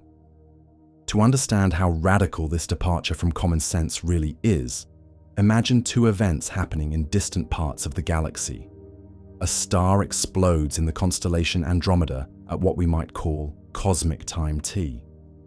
At that same cosmic moment, t, according to our intuitive notion of simultaneity, a planet forms around a star in the constellation Virgo, These events seem to happen at the same time in some absolute sense that doesn't depend on any particular observer. But Einstein's relativity tells us that this intuitive picture is wrong. There is no cosmic time t that all observers agree upon. The star explosion and planet formation might appear simultaneous to one observer, but to another observer moving at high speed relative to the first, the star explosion might happen millions of years before the planet formation, or vice versa. The timing depends entirely on the motion of the observer. This relativity of simultaneity isn't just a measurement effect or an illusion caused by light travel time. It's a fundamental feature of space-time itself. Events that are simultaneous in one reference frame happen at different times in other reference frames, and there's no preferred frame that gives the correct timing. All reference frames are equally valid, and each gives a different but equally legitimate view of when events occur. The implications are staggering. If simultaneity is relative, then the very concept of the present moment becomes ambiguous. When we say that something is happening now in a distant galaxy, what do we mean? Now, according to whom? There's no objective answer to this question because there's no universal present that extends across space. This realization led many physicists and philosophers to embrace what's called the block universe view of space-time. In this picture, all events throughout space and time, past, present, and future, exist equally and simultaneously in a four-dimensional space-time manifold. The passage of time and the flow from past to future are illusions created by our limited perspective as conscious beings embedded within this timeless block. Think of space-time as like a loaf of bread, where each slice represents all of space at a particular time. In our everyday experience, we seem to move through successive slices, experiencing one moment after another. But from the perspective of the block universe, all the slices exist simultaneously. The entire loaf, representing all of space-time, simply is. There's no objective sense in which one slice is the present and others are past or future. The block universe view resolves many of the conceptual puzzles created by relativity's denial of absolute simultaneity. If all events exist equally in the space-time block, then it doesn't matter that different observers disagree about which events are simultaneous. Each observer simply takes a different set of slices through the block, but the block itself contains all possible perspectives. This view has profound implications for how we think about causality, free will, and the nature of existence. If the future already exists in the space-time block, then is it predetermined? Do we have any real choice about what will happen? Or are we simply playing out a script that's already written in the structure of space-time? These questions connect relativity physics to some of the oldest problems in philosophy. However, not everyone accepts the block universe interpretation. Many physicists and philosophers argue that the passage of time and the distinction between past, present, and future are real features of the world that can't be dismissed as mere illusions. They contend that relativity shows us something about the limitations of simultaneity as a concept, but it doesn't necessarily eliminate time's flow or the special status of the present moment. One alternative view, called the moving spotlight theory, maintains that there is an objective present moment that moves through space-time like a spotlight illuminating successive events. In this picture, the present is real and objective, but it's not a global feature that extends across all of space simultaneously. Instead, the present follows the causal structure of space-time, advancing along time-like curves in a way that respects relativistic causality. Another approach, known as presentism, holds that only the present moment exists, while the past has ceased to exist, and the future doesn't yet exist. Presentists argue that relativity doesn't eliminate the present, it just shows us that the present must be defined relative to each observer. What's present for you might be past or future for me, but that doesn't mean the concept of the present is meaningless, just that it's observer dependent. The debate between these different interpretations touches on some of the most fundamental questions in metaphysics. What does it mean for something to exist? Is existence an all or nothing property? Or can things exist to different degrees or in different ways? Does time really flow? Or is temporal flow just a psychological phenomenon created by consciousness? These questions become even more complex when we consider quantum mechanics and its relationship to time and causality. Quantum mechanics involves inherent randomness and measurement processes that seem to distinguish between past and future in ways that classical relativity doesn't. The collapse of the wave function, the decoherence of quantum systems, and the arrow of time in thermodynamics all suggest that time has a directional character that's not captured by the symmetric equations of relativity. Some physicists have proposed that quantum mechanics provides a physical basis for the flow of time and the distinction between past and future. In these approaches, the present moment is defined by the ongoing process of quantum measurements and wave function collapse. The future exists only as a superposition of possibilities, while the past consists of definite, measured outcomes. However, the relationship between quantum mechanics and relativity remains one of the great unsolved problems in physics.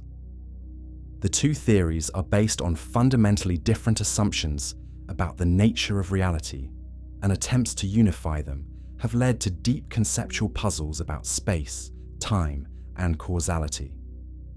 The measurement problem in quantum mechanics, the nature of quantum entanglement, and the role of the observer all intersect with questions about simultaneity and the one-way speed of light.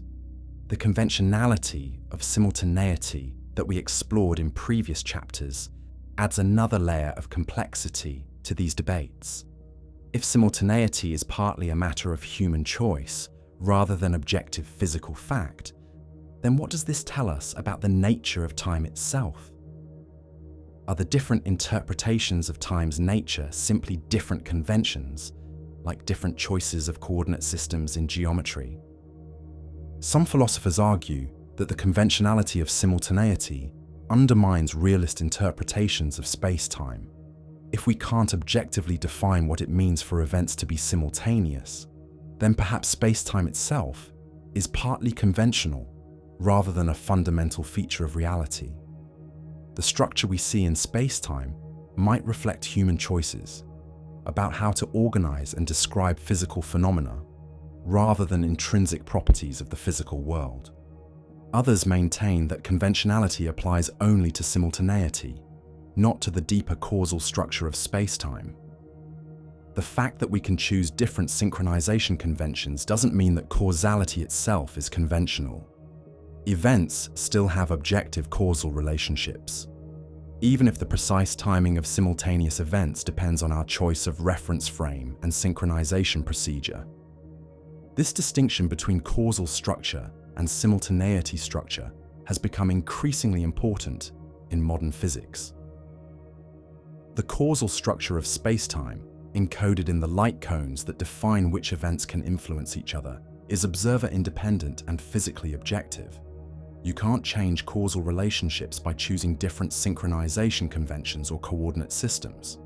But simultaneity, the division of space-time into surfaces of constant time, does depend on conventional choices. Different observers and different synchronization procedures give different simultaneity surfaces, all of which are equally valid as long as they respect the underlying causal structure. This suggests that time might have both objective and conventional aspects. The causal ordering of events, the impossibility of faster-than-light communication, and the arrow of time defined by entropy increase are all objective features that don't depend on human choices. But the synchronization of distant clocks, the definition of simultaneity, and the one-way speed of light involve conventional elements that reflect our choices about how to coordinate measurements across space. The one-way light speed problem thus illuminates a fundamental tension in our understanding of time. On one hand, time seems to be deeply woven into the fabric of physical reality. Clocks tick, particles decay, and entropy increases in ways that define a clear arrow of time. On the other hand, the precise coordination of time across space involves conventional choices that we can't eliminate through better measurements or more clever experiments. This tension appears in many other areas of physics as well. The choice of gauge in electromagnetic theory, the selection of coordinate systems in general relativity, and the interpretation of quantum mechanical wave functions all involve elements that are partly conventional and partly objective. Understanding which aspects of our theories reflect objective features of reality and which aspects reflect human choices about representation and measurement is one of the central challenges in the philosophy of science. The nature of time and simultaneity also connects to broader questions about the relationship between mathematics and physics. Mathematics provides us with powerful tools for describing and predicting physical phenomena, but mathematical structures often contain more elements than we can directly observe or measure. The question of which mathematical elements correspond to physical reality and which are merely useful fictions is fundamental to understanding how science works. In the case of simultaneity and the one-way speed of light, we have mathematical frameworks that work perfectly for all practical purposes, but they contain elements like absolute simultaneity or isotropic light speed that we can't directly verify.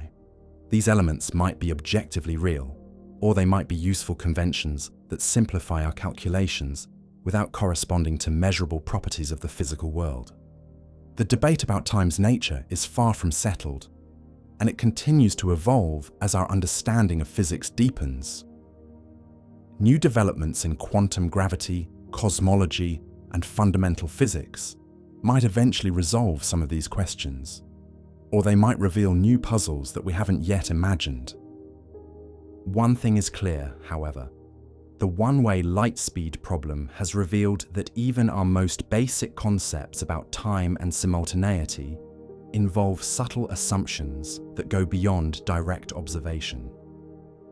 The nature of time itself might be more complex and more dependent on human choices than our everyday experience suggests.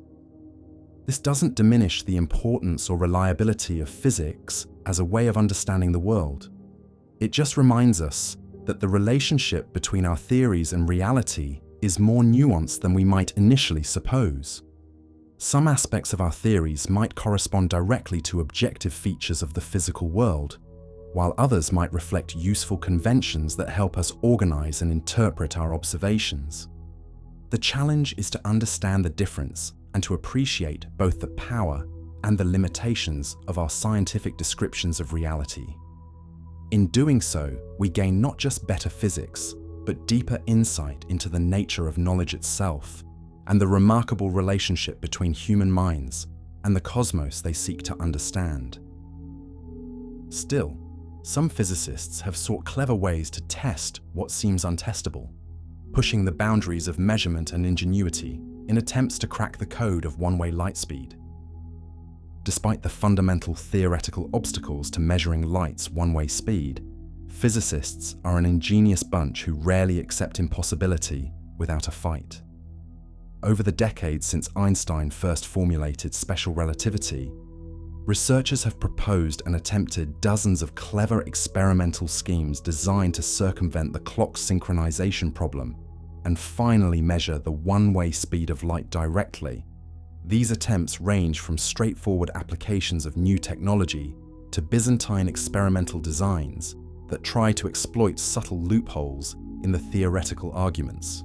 While none have succeeded in breaking through the fundamental barrier, they've led to important insights about the nature of measurement, the limits of physical knowledge, and the deep connections between seemingly different areas of physics. One of the most obvious approaches involves the Global Positioning System, the network of satellites that provides navigation and timing services worldwide. GPS represents one of the most precise time coordination systems ever created, with atomic clocks synchronized to better than 20 nanoseconds across the entire globe. If any technology could solve the clock synchronization problem, GPS seems like the most promising candidate. GPS works by having each satellite broadcast precise timing signals along with information about its orbital position.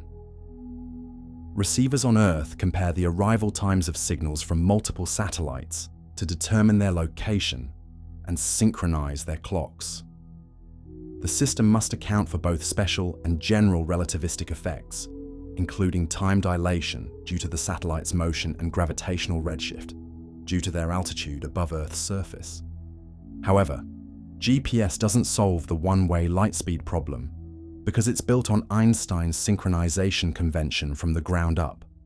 The satellite clocks are synchronized using electromagnetic signals that propagate at the speed of light, and the synchronization procedure assumes that these signals take equal times to travel in both directions between satellites and ground stations. The remarkable precision of GPS timing actually demonstrates the internal consistency of Einstein's approach rather than proving that light travels isotropically. The system works perfectly because all its components use the same synchronization convention.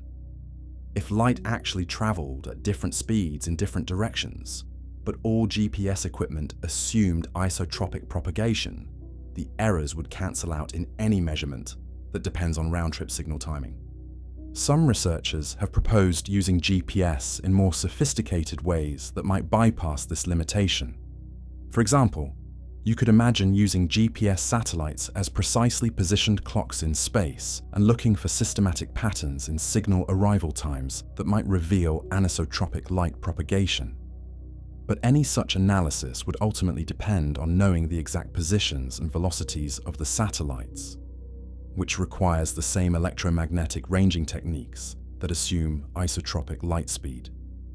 Another approach that has attracted attention involves the famous Haffel-Keating experiment performed in 1971.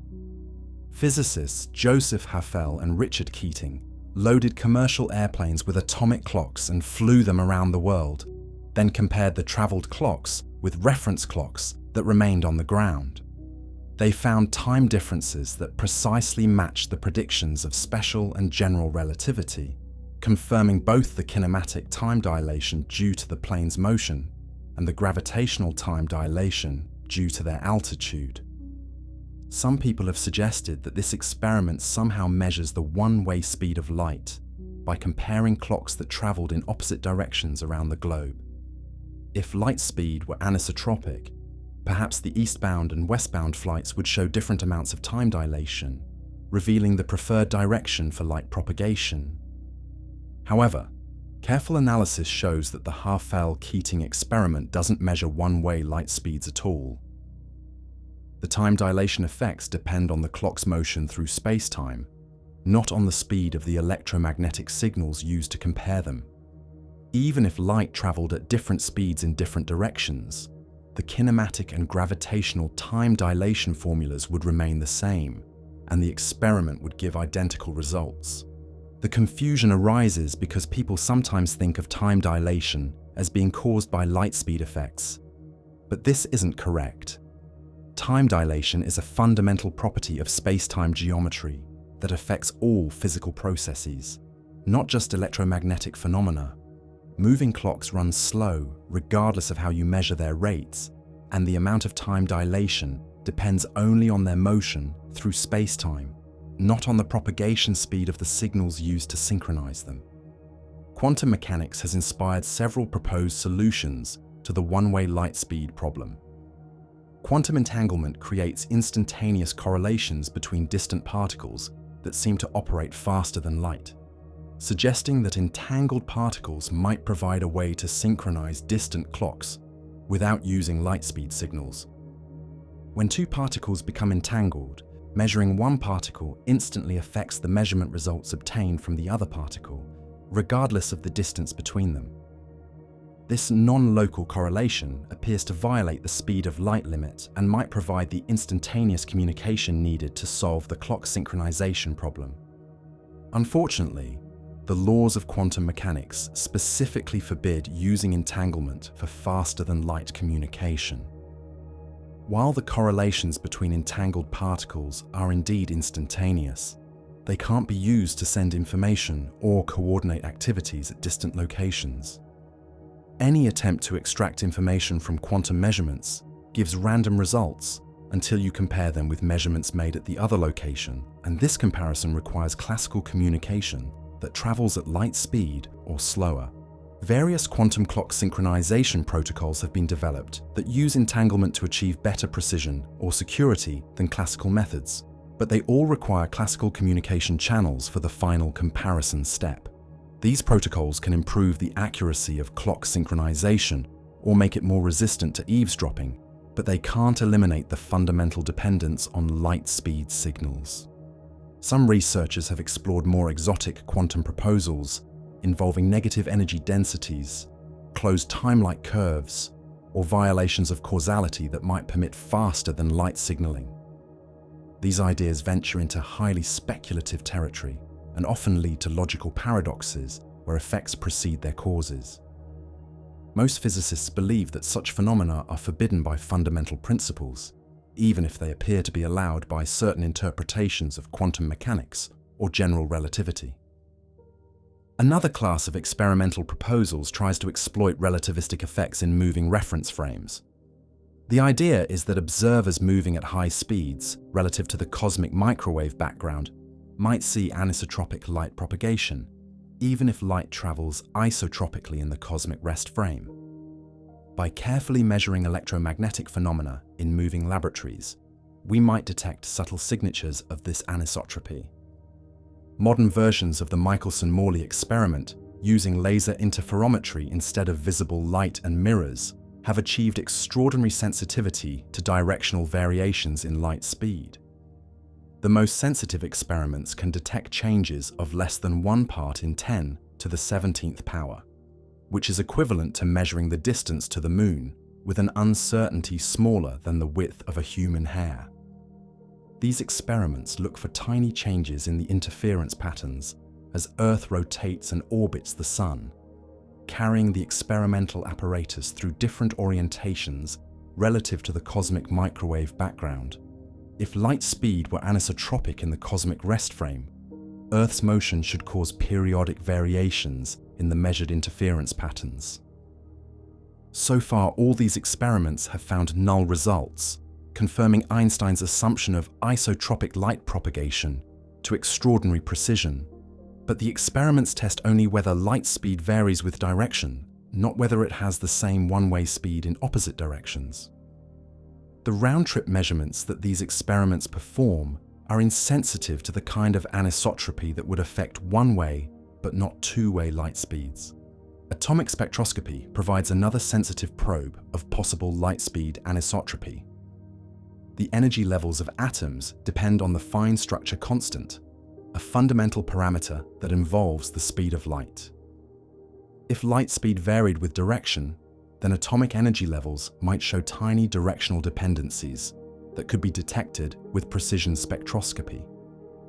Experiments using atomic clocks based on different types of atomic transitions have looked for variations in their relative rates as Earth rotates and orbits the Sun. Different atomic transitions involve different combinations of fundamental constants, so directional variations in those constants might cause the clocks to drift relative to each other in periodic patterns. These atomic clock experiments have also yielded null results, placing stringent limits on possible variations in fundamental constants, including the speed of light. But again, these experiments are sensitive to round-trip light propagation and can't directly probe one-way speeds. Astrophysical observations provide opportunities to test light propagation over cosmic distances and under extreme conditions that can't be replicated in terrestrial laboratories. Gamma-ray bursts, the most powerful explosions in the universe, release enormous amounts of energy in very short times and send high-energy photons racing across billions of light-years to reach our detectors. If light speed were anisotropic, or if it varied with photon energy, then gamma rays from distant bursts might show systematic timing differences or spectral distortions that could reveal these effects. Observations of gamma ray bursts have found no evidence for such effects, confirming that high-energy photons travel at the same speed as lower energy ones, and that this speed doesn't depend on direction through space. Pulsar timing provides another astrophysical test of light propagation. Pulsars are rapidly rotating neutron stars that emit regular pulses of radio waves with clock-like precision. The most stable pulsars can be timed to microsecond accuracy over periods of years, making them sensitive probes of small effects that accumulate over long-time baselines. If radio waves from pulsars propagated anisotropically, then the pulse arrival times should show systematic variations as Earth's orientation changes throughout the year. Careful analysis of pulsar timing data has found no such variations, providing additional evidence for isotropic light propagation over interstellar distances. However, all these astrophysical tests still involve round-trip or multiple path measurements that can't directly probe one-way light speeds. Radio waves from pulsars travel from the pulsar to Earth, but we measure their travel time by comparing their arrival with atomic clocks on Earth that were synchronized using terrestrial light speed signals. The measurements are sensitive to the total travel time from pulsar to Earth, but they can't separately determine the one-way speed without assumptions about clock synchronization. Some of the most creative experimental proposals involve attempts to measure light speed using single photons or other quantum mechanical phenomena. The idea is that individual photons might behave differently than classical electromagnetic waves and might provide loopholes in the arguments that prevent one-way light speed measurements. For example, some researchers have proposed using single photon detection to time the arrival of individual light quanta with femtosecond precision. By sending single photons between precisely synchronized atomic clocks, we might be able to measure one-way propagation times directly without relying on round-trip measurements. But these proposals still founder on the clock's synchronization problem. No matter how precisely you can detect individual photons, you still need synchronized clocks at the emission and detection points to measure the travel time. And synchronizing those clocks requires sending signals between them, bringing you back to the same circular reasoning that prevents classical measurements. Other quantum proposals involve using the correlations between entangled photons or exploiting quantum interference effects to extract timing information. Some researchers have suggested that quantum mechanics might provide fundamentally new ways of defining simultaneity that don't depend on signal propagation.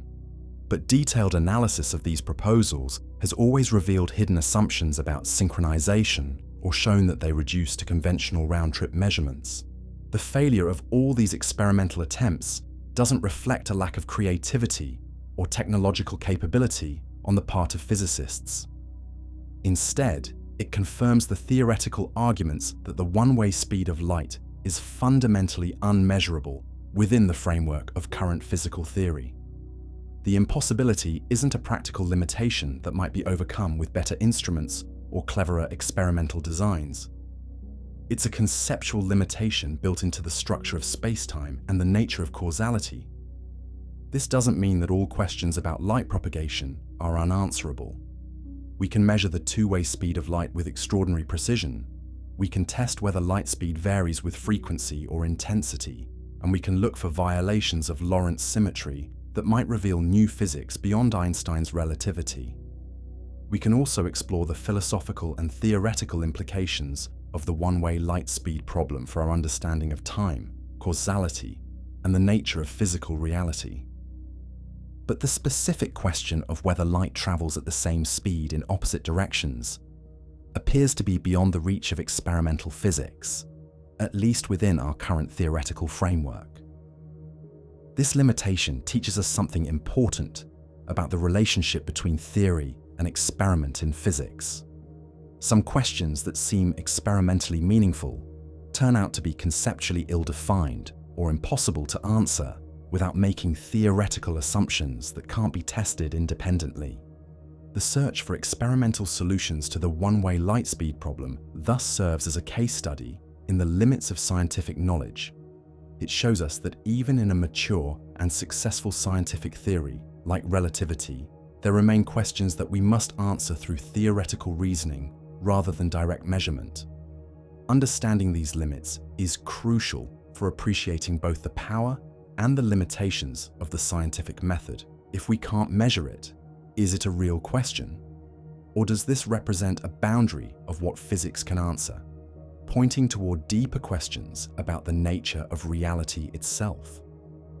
As we push the boundaries of fundamental physics toward ever more extreme conditions and smaller scales, we encounter realms where our familiar concepts of space, time, and causality might break down entirely.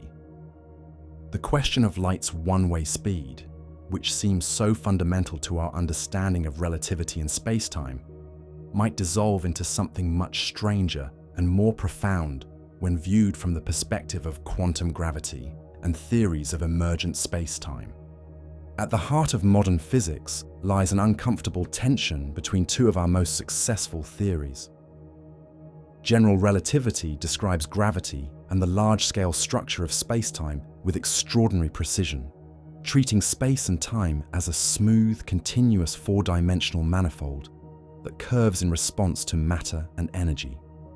Quantum mechanics governs the microscopic world with equal success, describing particles and fields as fundamentally discrete and probabilistic entities that exist in superposition states until measured.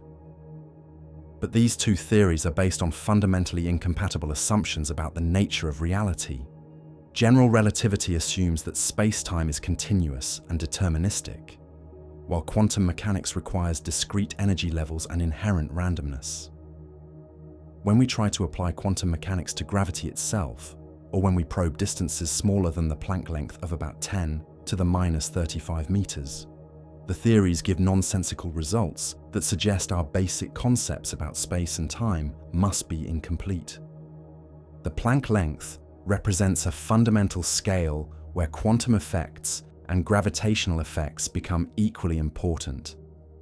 At this scale, quantum fluctuations in the gravitational field become so large that they tear apart the smooth fabric of space-time predicted by general relativity. Instead of a continuous manifold, space-time at the Planck scale might be a seething foam of quantum geometry where the very concepts of distance, duration, and causal order lose their familiar meanings. Several approaches to quantum gravity suggest that space-time itself might be an emergent phenomenon that arises from some more fundamental level of reality. Just as the smooth flow of water emerges from the chaotic motions of individual molecules, the continuous space-time of general relativity might emerge from discrete quantum mechanical building blocks that don't themselves exist in space and time.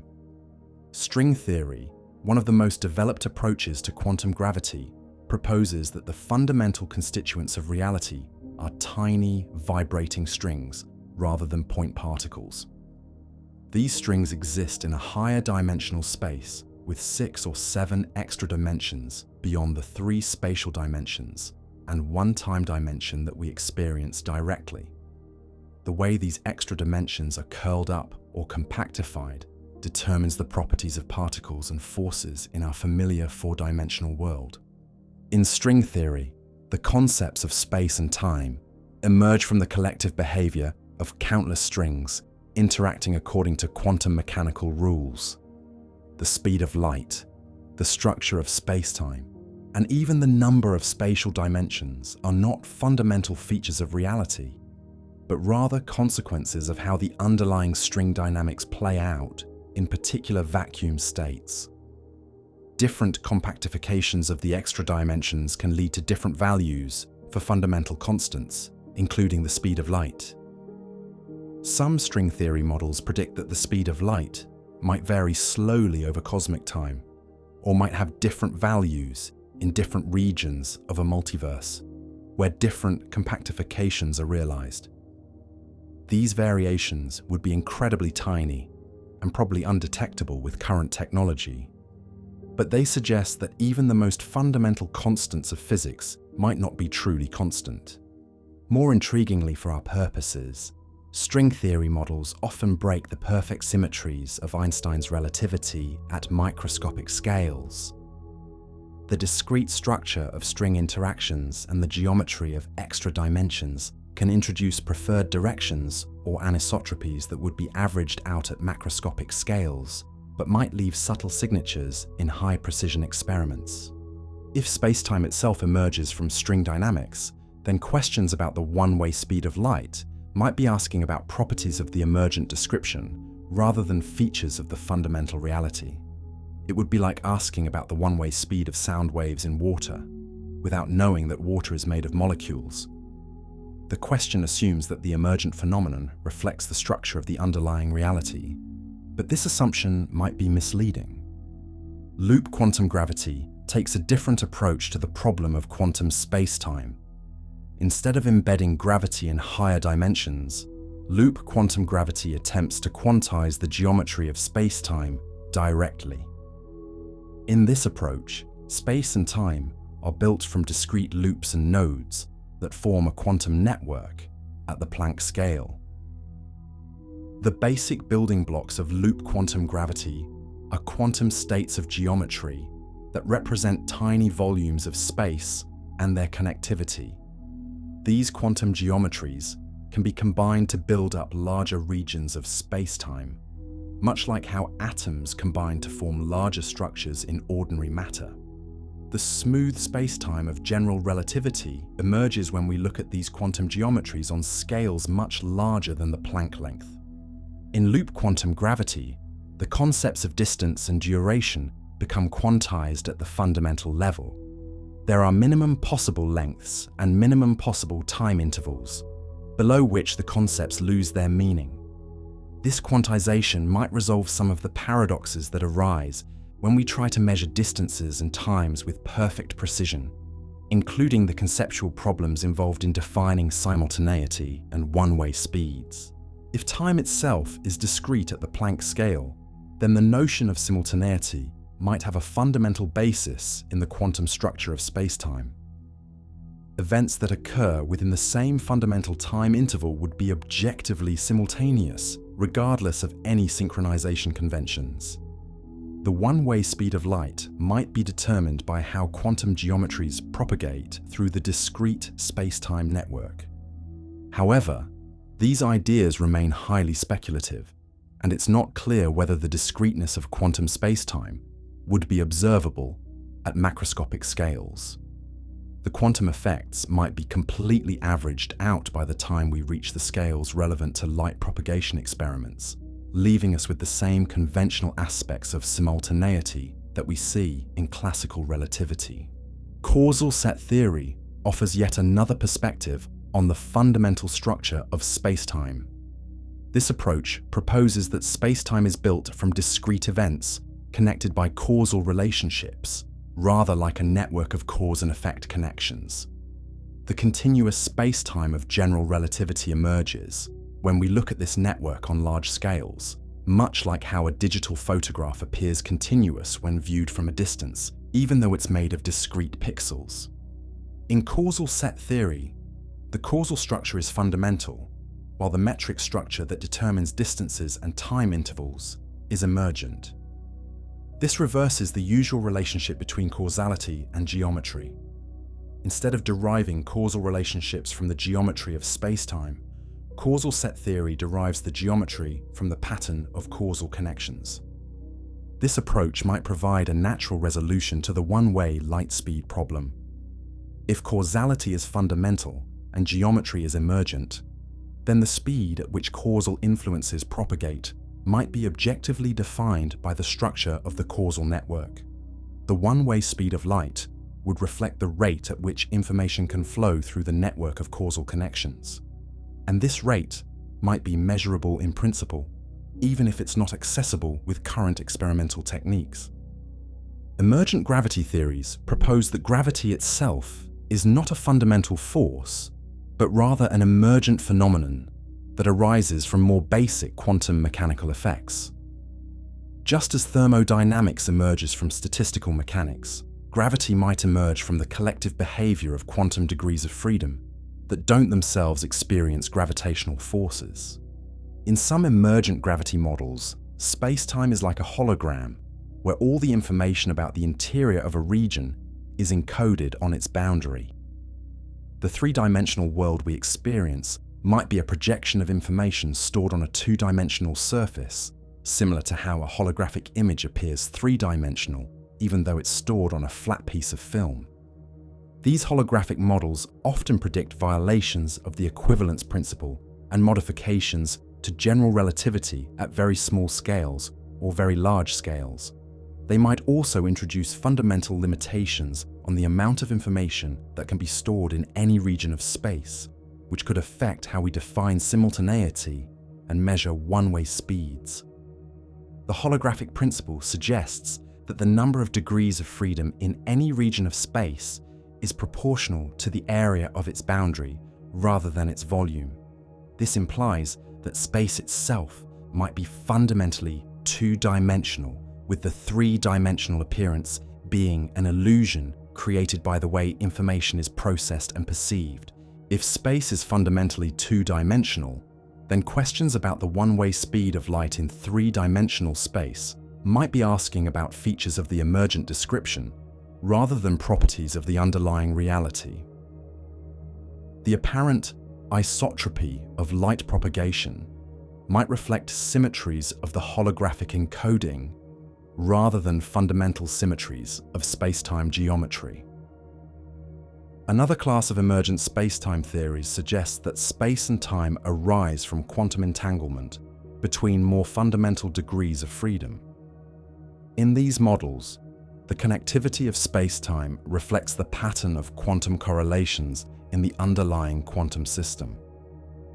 Regions of space that are close together correspond to strongly entangled degrees of freedom, while distant regions correspond to weakly entangled or unentangled systems.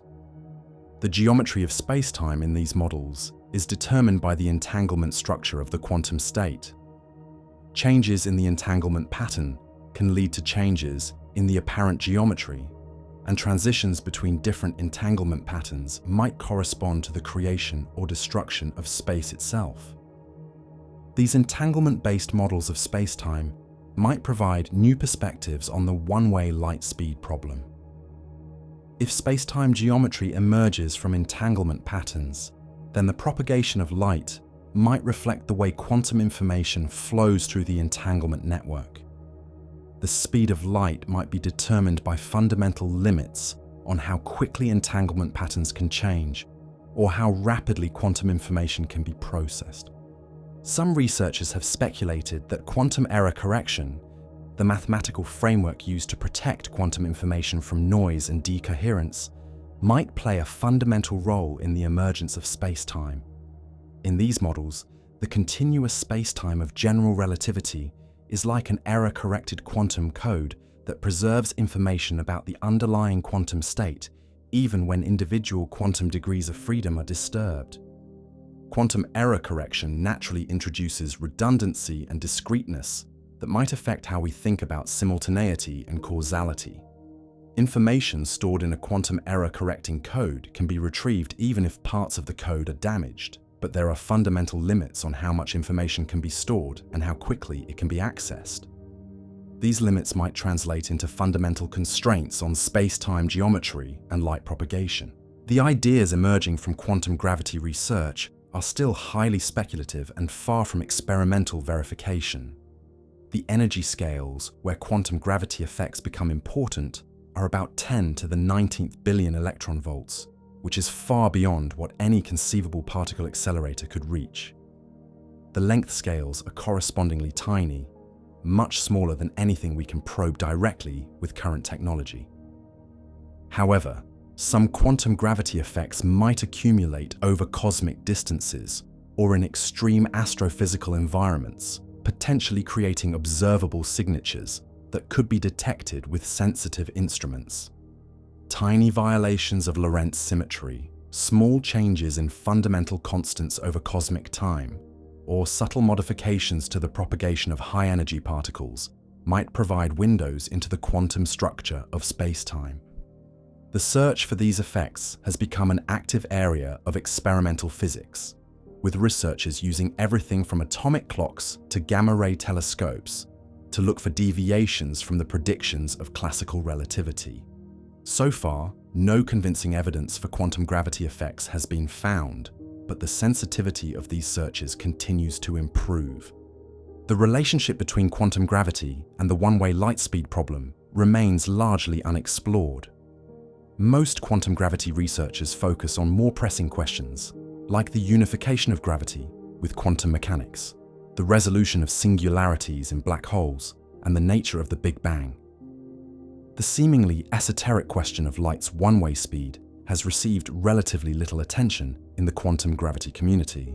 However, the conceptual issues raised by the one-way light speed problem might become more important as our understanding of quantum spacetime develops.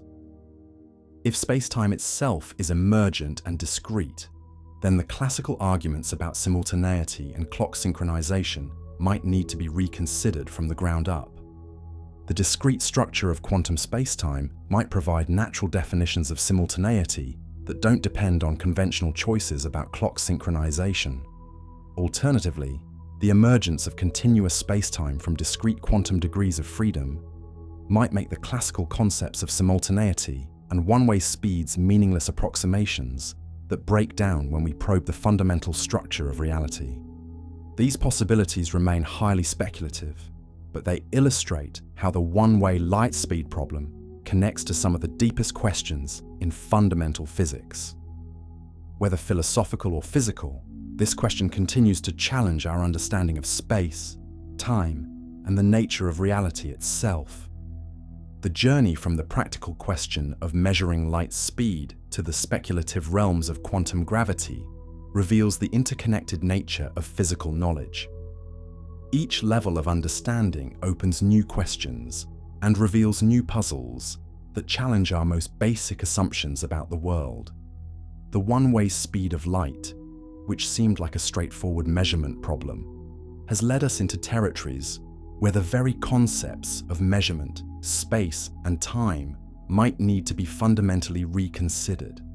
Whether philosophical or physical, this question draws a boundary around what we know and how we know it, pointing toward the deep mysteries that still await discovery in the quantum foundations of space-time itself.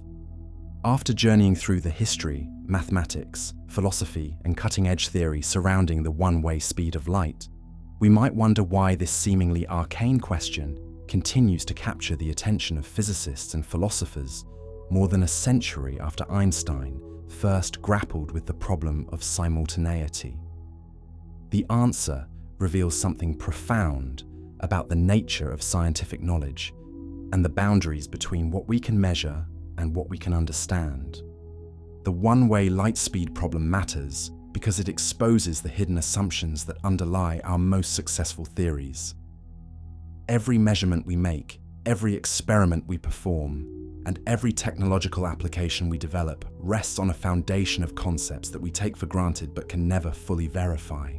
The speed of light, the nature of time, the meaning of simultaneity, these fundamental concepts shape our understanding of reality in ways so basic that we rarely stop to question them.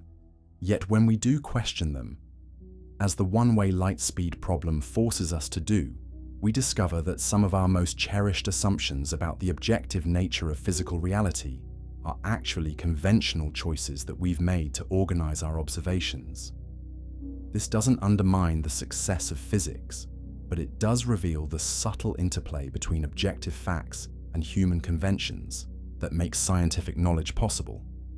Consider how this plays out in the technologies that surround us every day. When you use GPS to navigate to an unfamiliar destination, your phone receives signals from satellites orbiting more than 20,000 kilometers above Earth. Those satellites carry atomic clocks synchronized to within billionths of a second, and they must account for both special and general relativistic effects to maintain their precision. The entire GPS system works because it uses Einstein's synchronization convention consistently throughout the network.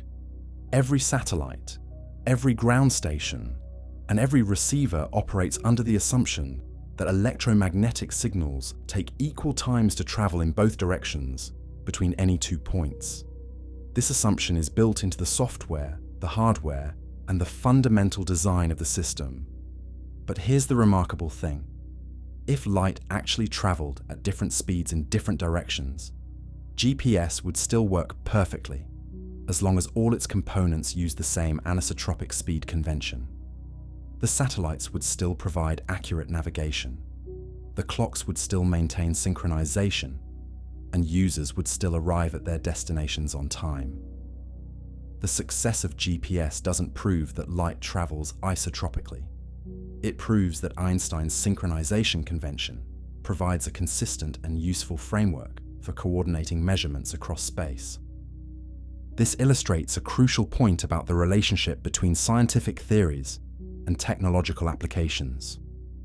The practical success of our theories doesn't necessarily validate all their theoretical assumptions. It validates the mathematical relationships and predictive frameworks that the theories provide, but some aspects of those frameworks might be conventional rather than objective.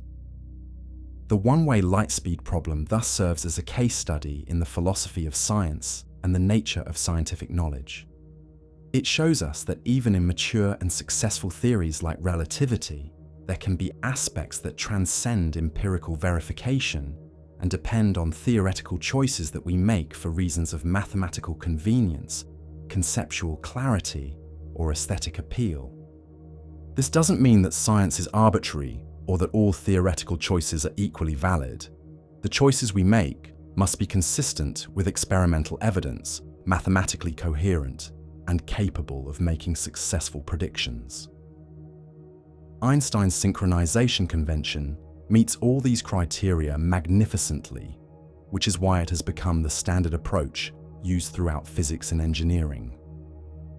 But the fact that alternative conventions are mathematically possible and empirically equivalent reminds us that scientific theories contain both objective and conventional elements. Distinguishing between these elements is crucial for understanding what our theories tell us about the nature of reality and what they tell us about human choices in organizing and interpreting observations. The one-way light speed problem also illuminates the deep connections between different areas of physics and philosophy. What begins as a seemingly technical question about electromagnetic propagation leads us into fundamental issues about the nature of time, causality, space, and existence itself.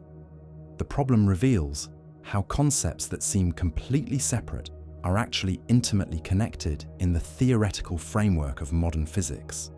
For example, the question of whether simultaneity is objective or conventional connects to debates about the nature of time and the reality of temporal flow. If simultaneity is conventional, then perhaps the distinction between past, present, and future is also partly conventional. This has implications for how we think about free will, determinism, and the nature of conscious experience. The problem also connects to questions about the relationship between mathematics and physics. The mathematical structure of relativity allows for multiple synchronization conventions, but is this mathematical flexibility reflected in physical reality, or does it simply show us that mathematics contains more possibilities than nature actually realizes? Understanding the relationship between mathematical structures and physical reality is one of the central challenges in the philosophy of science. Furthermore, the one-way light speed problem provides insights into the limits of scientific methodology. Science is incredibly powerful at uncovering the relationships between observable phenomena and building mathematical frameworks that allow us to predict and control natural processes. But some questions that seem scientifically meaningful turn out to be unanswerable within the scientific framework itself. This doesn't represent a failure of science, but rather an indication of its scope and limitations. Science excels at answering questions about what can be measured and how measurements relate to each other. But questions that transcend measurement, either because they involve unmeasurable quantities or because they depend on conventional definitions, lie at the boundary between science and philosophy. The one-way light speed problem is particularly instructive because it's not obviously philosophical. It seems like a straightforward empirical question about a measurable physical quantity. only when we dig deeper do we discover that the apparent simplicity is misleading, and that the question involves assumptions about simultaneity and causality that can't be tested independently. This pattern appears in many other areas of physics as well. Quantum mechanics involves questions about the nature of measurement and the role of observers that transcend purely empirical considerations. Cosmology involves questions about the origin and ultimate fate of the universe that push against the boundaries of what can be directly observed. Statistical mechanics involves questions about the nature of probability and the arrow of time that connect to fundamental issues in philosophy and mathematics. Understanding these boundary cases helps us appreciate both the power and the limitations of scientific knowledge. Science provides incredibly reliable and useful knowledge about the natural world, but this knowledge is always embedded within theoretical frameworks that contain both empirical and conventional elements. Recognizing these elements helps us avoid both naive scientism, which assumes that science can answer all meaningful questions, and anti-scientific skepticism, which dismisses scientific knowledge as mere convention. The one-way light speed problem also has practical implications for how we approach experimental physics and the design of precision measurements. When we're pushing the boundaries of measurement precision, we need to be careful about the assumptions built into our experimental procedures and theoretical analyses. For example, modern tests of fundamental physics often involve comparing the rates of different types of atomic clocks as they're transported to different locations or subjected to different conditions. These experiments can reveal violations of fundamental symmetries or changes in fundamental constants, but interpreting their results requires careful attention to synchronization procedures and the conventional aspects of time coordination. Similarly, searches for new physics beyond the standard model often involve looking for tiny violations of expected symmetries or small deviations from theoretical predictions.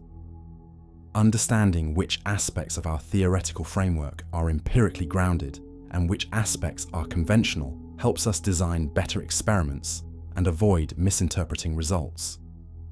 The one-way light speed problem also provides perspective on some of the current frontiers in fundamental physics.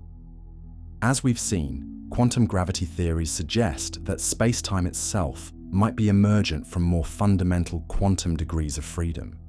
If this is correct, then questions about simultaneity and the one-way speed of light might be asking about properties of the emergent description rather than features of the underlying reality. This possibility illustrates how seemingly abstract questions can become practically important as our understanding of physics advances.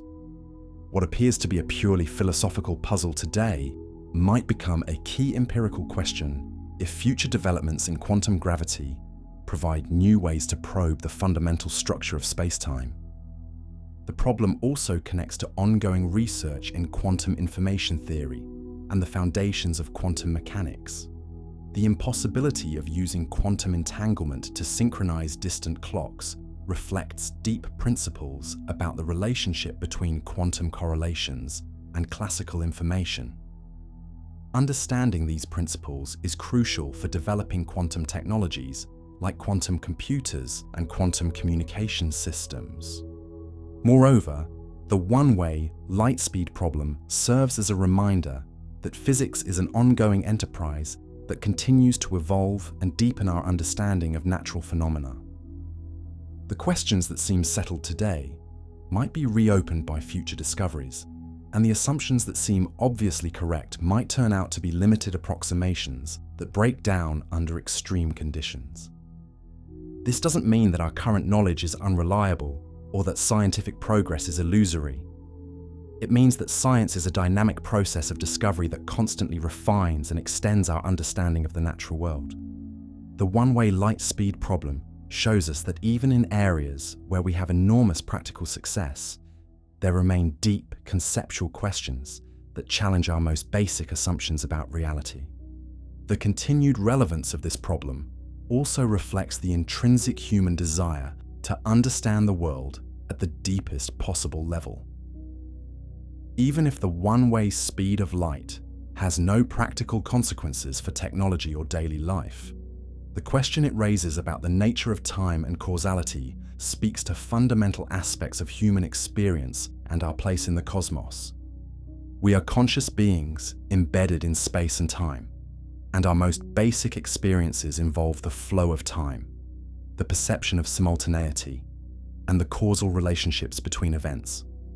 Understanding these experiences and their relationship to the physical structure of the universe is part of the broader human quest to understand ourselves and our relationship to the natural world. In this sense, the one-way light speed problem is not just a technical question in physics, but a window into some of the deepest mysteries about the nature of existence.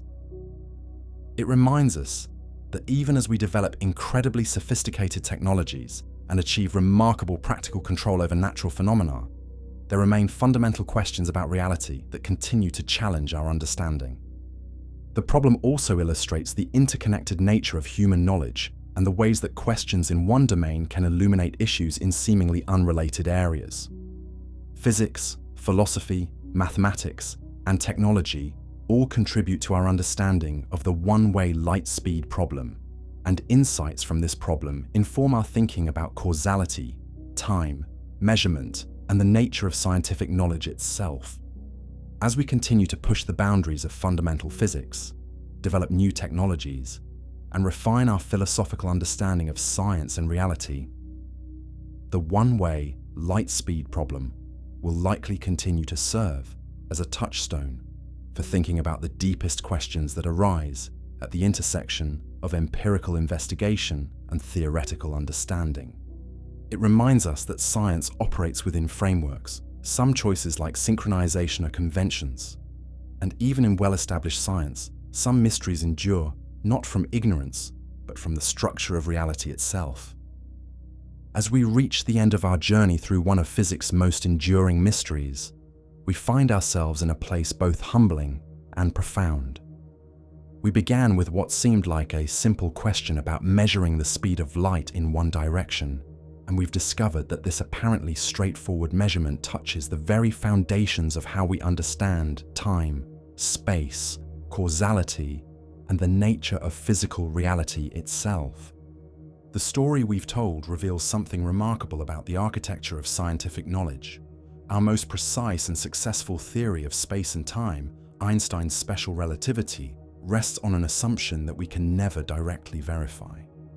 The assumption that light travels at the same speed in all directions is built into every measurement we make, every satellite we launch, and every precision timing system we operate.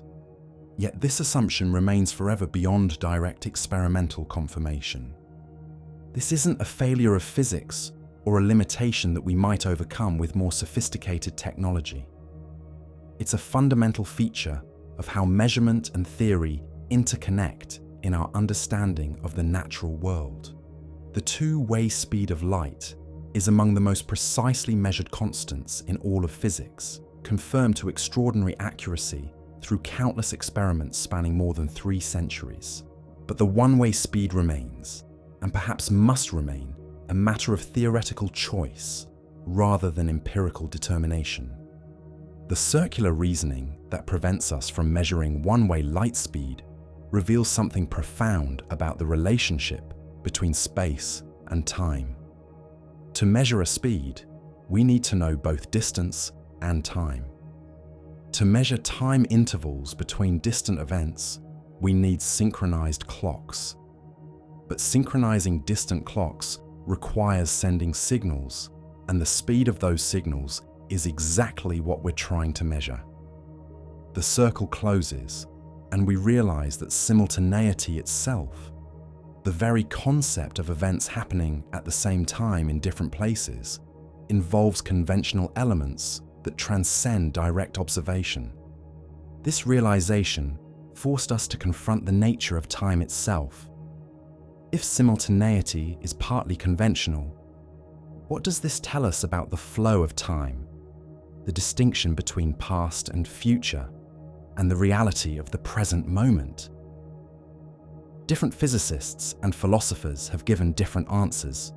from the block universe view where all of time exists simultaneously, to presentist approaches that maintain the special reality of the now, to moving spotlight theories that seek middle ground between objective and conventional aspects of temporal experience. The question also led us into the cutting edge of fundamental physics, where quantum gravity theories suggest that space and time themselves might be emergent phenomena arising from more basic quantum mechanical building blocks. If space-time is not fundamental, but rather emerges from discrete quantum processes at the Planck scale, then our classical questions about simultaneity and one-way light speeds might be asking about properties of an effective description rather than features of ultimate reality. Yet throughout this exploration, we've seen that the unmeasurable one-way speed of light doesn't undermine the remarkable success and utility of physics. GPS satellites navigate with extraordinary precision, particle accelerators probe the fundamental structure of matter, and atomic clocks coordinate our technological civilization, all based on Einstein's synchronization convention and the assumption of isotropic light propagation. The practical power of physics emerges not from the ability to measure every conceivable quantity, but from the development of consistent mathematical frameworks that relate observable phenomena in predictive and useful ways. The one-way light speed problem thus teaches us to distinguish between different types of questions in physics. Some questions have clear empirical answers that we can determine through increasingly precise measurements. Others, like the one-way speed of light, reveal the conventional foundations that make measurement possible in the first place. Still others push beyond current experimental capabilities, but remain meaningful targets for future investigation as our theoretical understanding and technological capabilities advance. This distinction is crucial for understanding both the power and the limitations of scientific knowledge. Science excels at uncovering relationships between measurable quantities and building mathematical structures that allow us to predict and control natural phenomena. But science operates within conceptual frameworks that involve both empirical and conventional elements, and distinguishing between these elements requires careful philosophical analysis alongside empirical investigation. The enduring fascination with the one-way light speed problem also reflects something deep about human nature and our relationship to the cosmos. We are conscious beings who experience the flow of time, the simultaneity of events, and the causal connections between causes and effects. Understanding how these experiences relate to the physical structure of space-time speaks to fundamental aspects of what it means to be conscious observers embedded in a physical universe. The question reminds us that even as we achieve remarkable technological mastery over natural phenomena, there remain profound mysteries about the nature of existence that continue to challenge our understanding. Some of these mysteries might be resolved by future scientific discoveries. Others might reflect fundamental limitations on what conscious beings embedded in space-time can know about the ultimate nature of their reality. As we look toward the future, the one-way light speed problem will likely continue to serve as a touchstone for thinking about the deepest questions in physics and philosophy. Developments in quantum gravity might provide new perspectives on the emergence of space-time and the conventional aspects of simultaneity. Advances in precision measurement might reveal subtle violations of our current theoretical assumptions that could open new windows into fundamental physics. But regardless of what future discoveries await, the journey we've taken through this problem has revealed something valuable about the nature of scientific knowledge and the remarkable relationship between human minds and the cosmic order they seek to understand. We've learned that some of our most successful theories involve assumptions that transcend direct verification, that the boundary between objective fact and human convention is more subtle than our everyday experience suggests, and that the deepest questions in physics often lead us into territories where empirical investigation and philosophical reflection must work hand in hand. The two-way speed of light stands as one of the pillars of modern physics, measured with extraordinary precision and confirmed through countless applications. The one-way speed remains unmeasured and perhaps unmeasurable, tied forever to our choices about how to define simultaneity and coordinate our observations across space. Both facts are important. Both teach us something crucial about the nature of physical reality and our ways of understanding it. In the end, the question of light's one-way speed serves as a permanent reminder that the relationship between our theories and reality is more nuanced and more fascinating than we might initially suppose. Some aspects of our theoretical descriptions correspond directly to objective features of the physical world. Others reflect useful conventions that help us organize and interpret our observations. And still others point towards deep mysteries about the nature of space, time, and existence that continue to inspire wonder and drive scientific discovery.